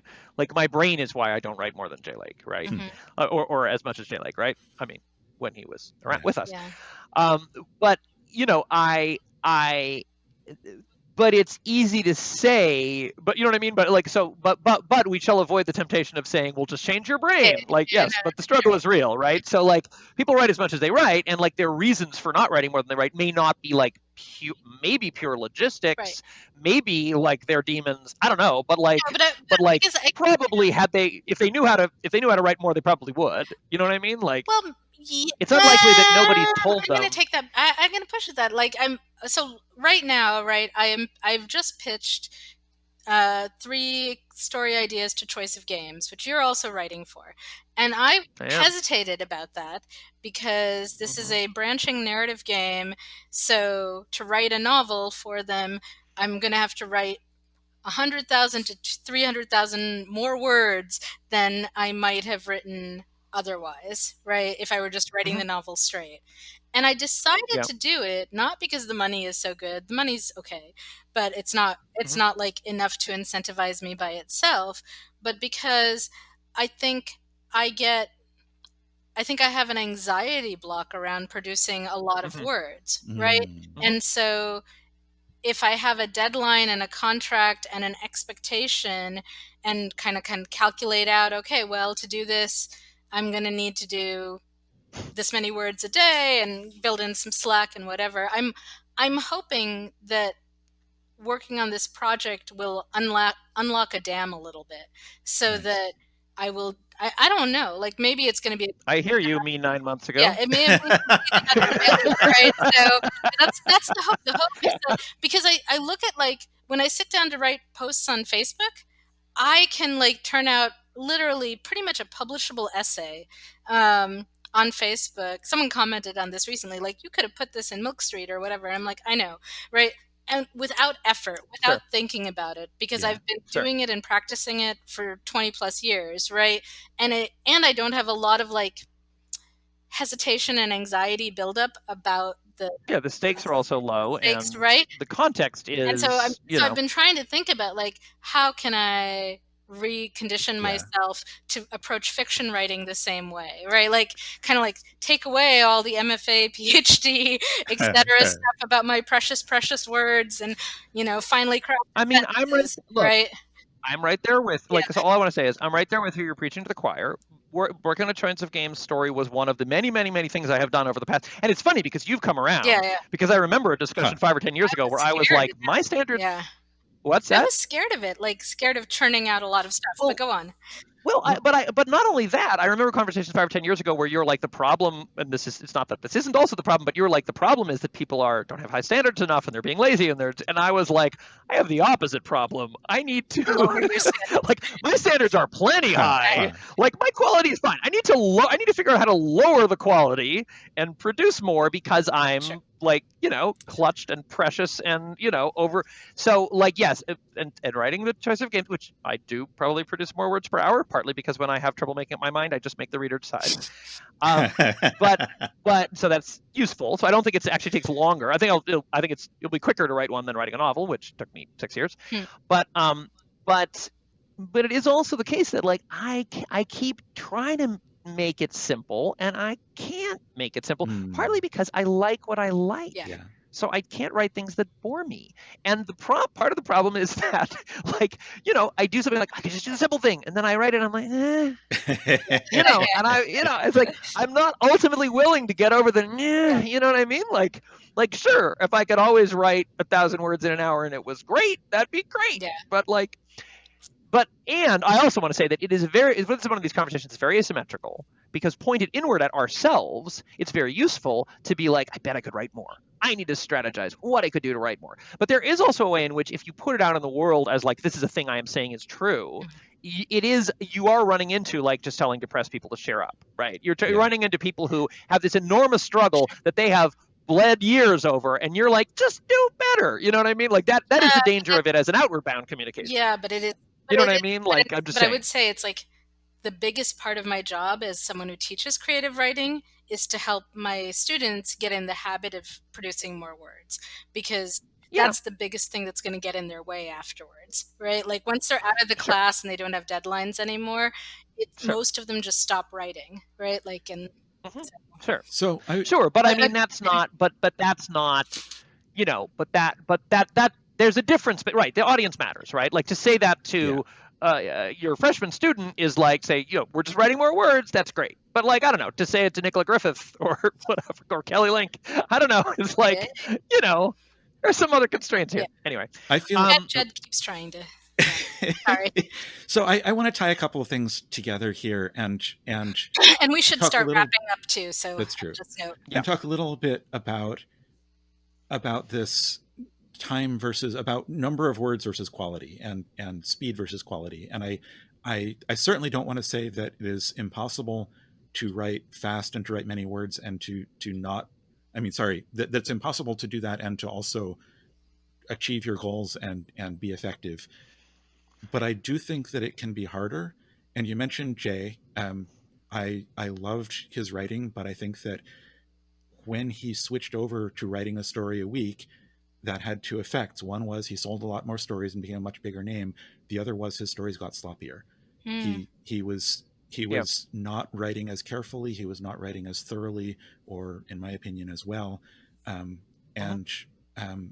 think that is a danger. I think that it's not an inherent problem.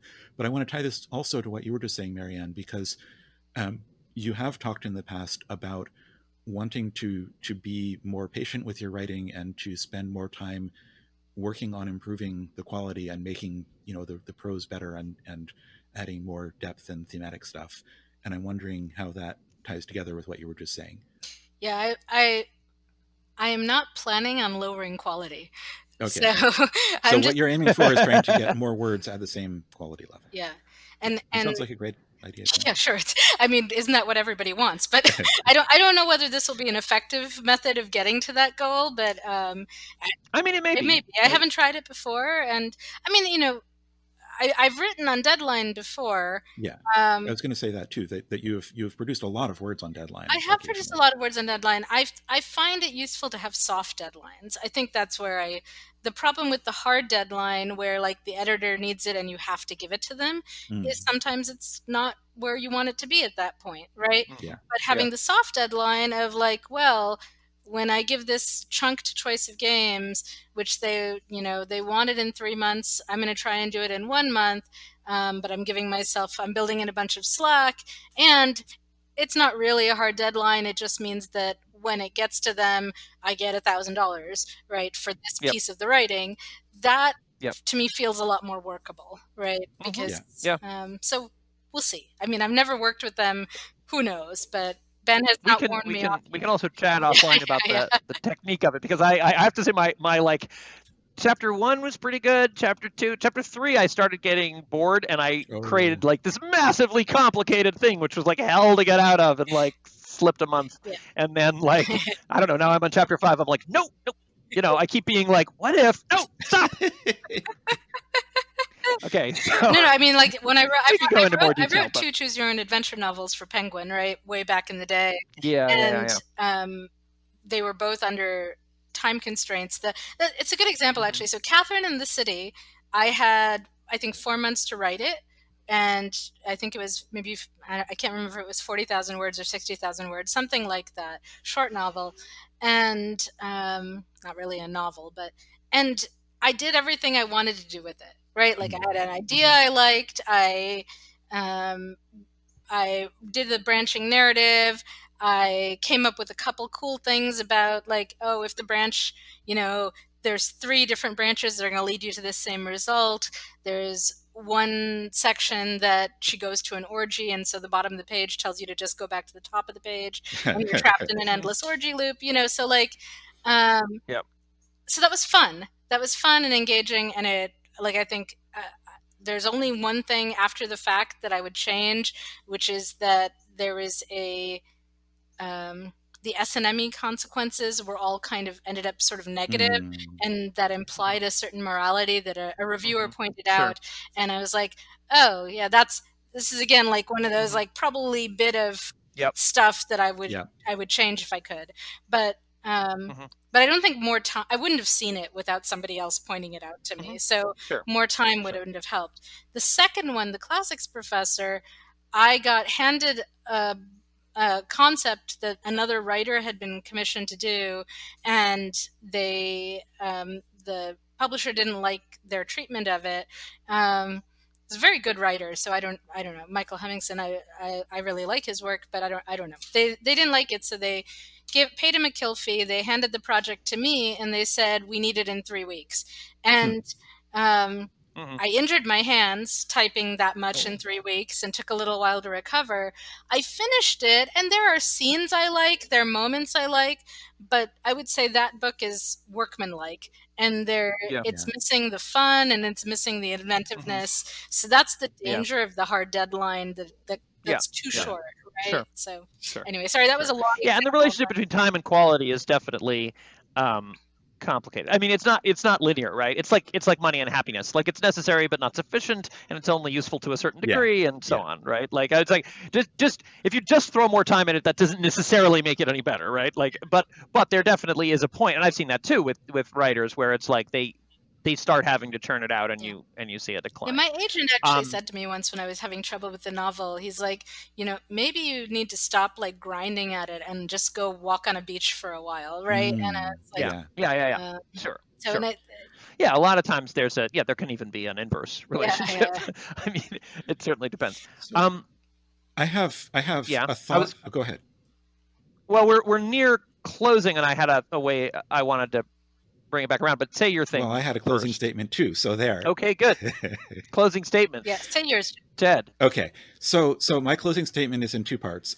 One is a story that I don't remember if I told in either of the previous episodes of this, but about Michael Swanwick and what he thought about Neuromancer. So as I recall, which I may be misremembering, Swanwick said that in the early 1980s, he was writing, I think it was In the Drifts, and is that the right word? Anyway, his goal was to complete a novel, and he achieved that goal. At the same time, William Gibson was writing Neuromancer, and his goal was to transform science fiction, and he achieved that goal.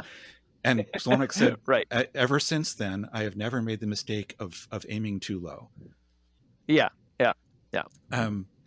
So the other thing that I was going to say is that we've sort of touched on this a couple of times in this discussion, but I think that for me, there is a whole other aspect to it of what editors buy and why. And I think that ties in with what we want to talk about in some future session. But I think that when editors are making decisions about what to buy, they are not necessarily going through the quality checklist. They are often reacting at a much more intuitive level. And there's a whole conversation to be had. And we really don't want, and I would argue the other thing is, like, in the sense of, like, I don't know, this sense of sort of like literary science and like the conversion of I don't actually want everybody to converge on the same checklist. Like, I think that would be a loss, right, in a lot of ways. And a checklist for a given context, for a given thing. And in some way I don't want, but I wouldn't, right, so maybe we're just talking about a proliferation, a madcap proliferation of contexts. But also, there's also an interesting conversation about whether it is better. Perdido Street Station and American Gods were on the same Hugo ballot. And I thought Perdido Street Station was a mess in a lot of ways, but brilliant, like game-changing. And also, like, lots of parts didn't work. And I thought American Gods was, like, very polished and well-written. I think maybe a little slow at the end. I think American Gods won because of Sandman, not because of its innate qualities. Well, I don't know. That may be, but I don't know that's not my hypothesis. My hypothesis is more that the nominees for the Hugo are works that some group feels passionate about, and the winner of the Hugo, because it's by definition it's ranked choice voting, is the thing that everybody hates least. So, like, the reason, you know what I mean? Like, to get nominated, people have to love it, and to win, people have to not hate it. I might agree with that in general, but the reason that I disagree about American Gods in particular is that when we at Strange Horizons asked for people to apply as editors, and one of the things we asked for was for them to name their favorite writers, and 90+% of everybody who applied said Neil Gaiman was their favorite writer. But because of American Gods, or because of Sandman? Because Marianne's point most of them had not heard of Sandman. They were talking specifically about American Gods. Well, but I'm guessing most of them had not read China Miéville, right? I think that's probably true. When I say because of Sandman, I would say, what I really mean is is that Sandman vaulted him into rock star status. Yes, sure. Yes, and true. So so American Gods has name recognition. I think that's it's a fine, polished, mostly forgettable book. And I say this as I quite liked it, but the reason I bring it up is not because of what the Hugo electorate thought, because there's fame and popularity and whatever, but no, I'm talking about my choice. I'm talking about I wavered between them. And the reason I wavered between them is because I think the interesting question is, do you want something that succeeded at what it set out to do? Like, from my point of view, Perdido Street Station was doing something much more dramatically interested and succeeded to a lesser degree at doing it. That's a great point. Like, American Gods pulled off what it wanted to do, and it was nice, but it wasn't. I think I might always pick the more ambitious work. So, I'm like, wow, like, that's not even a question for me. Like, there is no way I would ever vote for American Gods in that situation. So, okay, but the interesting, maybe those two. Like, not to get hung up on those two works, because you may just like it less. But you're not saying there's no case in which somebody's like. Does ambition excuse everything? Because it's very much against the notion of a literary checklist. Not ambition in the sense of, like, I mean artistic ambition. Artistic ambition. But, like, they literally can't put sentences together, but their vision is amazing. Well, their vision of what they want to do is game-changing, but they don't know where the commas go. I don't know if I care, as long as it's... if there's so much that you can't get what they're trying to do, then it's not effective, right? Then it's right. But if it's just that, like, their reach exceeded their grasp, that's fine. Like I'm like, that's fine. I'd much rather read that than another competent exam. I'd say, so when I read for anthologies or magazines, I'm a teacher. I use a grading system. A, B, C, D, F is what you'll see in my records, right? And I was startled the first time I did this to discover that the vast majority of what I got were B stories. There were some C's and a few D's and F's, but mostly they were competent. They were, like there was nothing wrong with them, and that's not enough to get published with me, right? Like it has to pull itself into the A- category, and the A- and A+ stories. They all had something stand out, interesting, that grabbed at me, and it may not have succeeded perfectly, but it was not simply competent, right? So that. Well, I think that's good that it's good that I elicited this from you, because while that totally is how I know you and it makes sense and it's not at all surprising, it's a little bit in tension maybe for somebody who doesn't know you with the idea of like, well, objective quality is when you can articulate by a rubric what are the, you know what I mean? Like there's a little bit of a tension between those two things, because you're basically saying much of the rubric gets thrown out the window if the breadth of vision or the ambition of the work, even if it doesn't achieve it. Well, but the ambition, the aesthetic ambition is on the rubric, right? That's always. Well, it's not just on the rubric. It's like it has a 90% weight. Yeah. I mean, it's always implied. It's yeah. So yes, it's. I mean, but you see that it's a tension in a way, because I mean, if we spend a long time talking about. Well, I think it just means you didn't. I think it's just that you didn't understand my rubric, right? So like which is fine. So. Yeah. No, well, okay. I mean, it's not that I don't. I mean, that's what I would have intuitively guessed was your rubric, because I know you. But it is in tension with the. Well, maybe not. But I mean, like, I don't know. I mean, it seems to me to be in tension with the notion that, like, of what's. I think what you're saying is like when I talk about doing something well, right? Like, then I'm sort of the sort of one level of that is like getting the commas right or whatever else, right? Like that kind of stuff. Well, I don't really mean the commas. I mean the flow and the pacing and the point of view. Right, and like that's all things that you can work on and you can improve, and that's significant. But it's way lower in the weighting scheme than is this. Yeah. Because the chocolate cake is mostly execution. The reason that chocolate cake is so good, I agree. The cayenne is an inspired touch. Well, the way he did. I mean, I have tried to reproduce this chocolate cake multiple times with cayenne, and I cannot do it. Right, like it is. Right, but it's mostly. So it's but that isn't. It's the. It wasn't an ambitious failure. No. I mean, that was a masterpiece. That was executed to the highest level across the board, right? But I think I would have rather. I think the like if I were choosing a chef to staff my kitchen, I would pick someone who had a great idea for, I'm going to put beetroot in my chocolate cake or whatever else.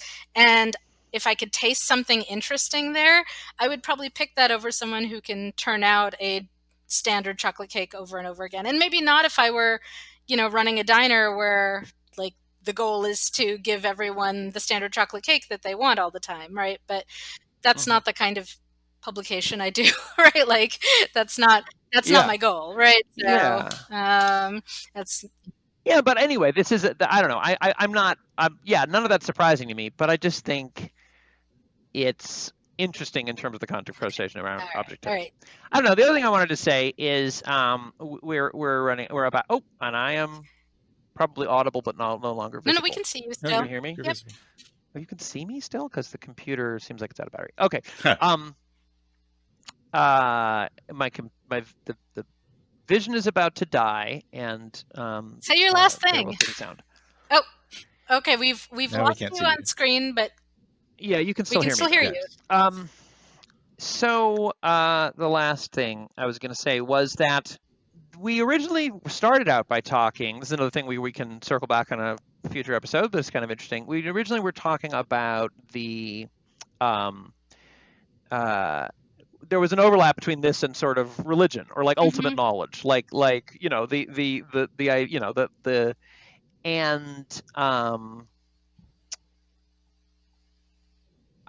I've forgotten. Okay. Sorry. All right. Well, maybe you'll come back next time. My last thing is not the last thing. At some point, we will come back. There was something about objectivity and subjectivity, and yeah. Okay. Anyway. So we're all in agreement, even if we phrase it in different ways. I think for the most part, and maybe I've even convinced Judd of something, I'm not sure.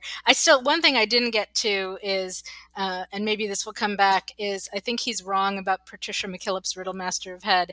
And just like Susan dragged me to the Art Institute and made me walk through the abstract wing with her, I kind of want to make him sit down with me so I can show him why this book is so brilliant and he should love it. But that's maybe I don't know if he's going to let me do that. Maybe another day. So maybe that could be my birthday present one year. So I did really want to love that book. I love so many of her other books, but I know. But that's what is the thing that you have convinced Jed of today? I don't know, but he doesn't seem quite as obstinate as he did before. So, has Marianne convinced you of anything, or has she merely understood you? I don't know if I would say convinced, but I think I have a better understanding now of where you're coming from on the objectivity thing. Yes, I think. Yeah, I think this is very fruitful, largely because I think we built a bridge of understanding between what we're saying. Because I don't actually think. I think certainly in the context that we're usually operating in, they overlap. I still wonder if there is a distinction in terms of an ineffable distinction, perhaps. But I think a lot of it really is. What Jed said, and you didn't like it, but like to some extent, if you have an infinitely flexible and extensible objective standard, which at any moment you can bolt another thing on to add that to the conversation, and now you have a new, then that is effectively the same operation that if someone begins from the idea that there is no objective truth, there is simply like this multiplicity of perspectives, and when they encounter a new mind, they want to step into that person's frame of reference and understand how things are for them, and someone else thinks there's an objective truth, but the objective truth involves, like whenever you meet a new person, adding their thing to the grand masterful scheme of objective truth. You pretty closely functionally you have two things that are looked at in a different way, but they functionally are very close approximations. All right. Well, if we have any listeners by the time this episode airs, please post in the comments. We'll have some place where you can post comments or send us email and tell us whether you think we're actually talking about the same thing or we're full of shit. So, and particularly if you want to have a part 2, listeners, propose a test case where you think these two things wouldn't be the same. Yeah, that would be really, because I think that's what I was groping for, but I didn't come up with it. Super interesting, right? So. All right. Okay. We're going to close it off. So thanks, everybody. This was Monraj and Rosenbaum, Are Humans. And that is absolutely the case, I think. Or so we'd like you to think.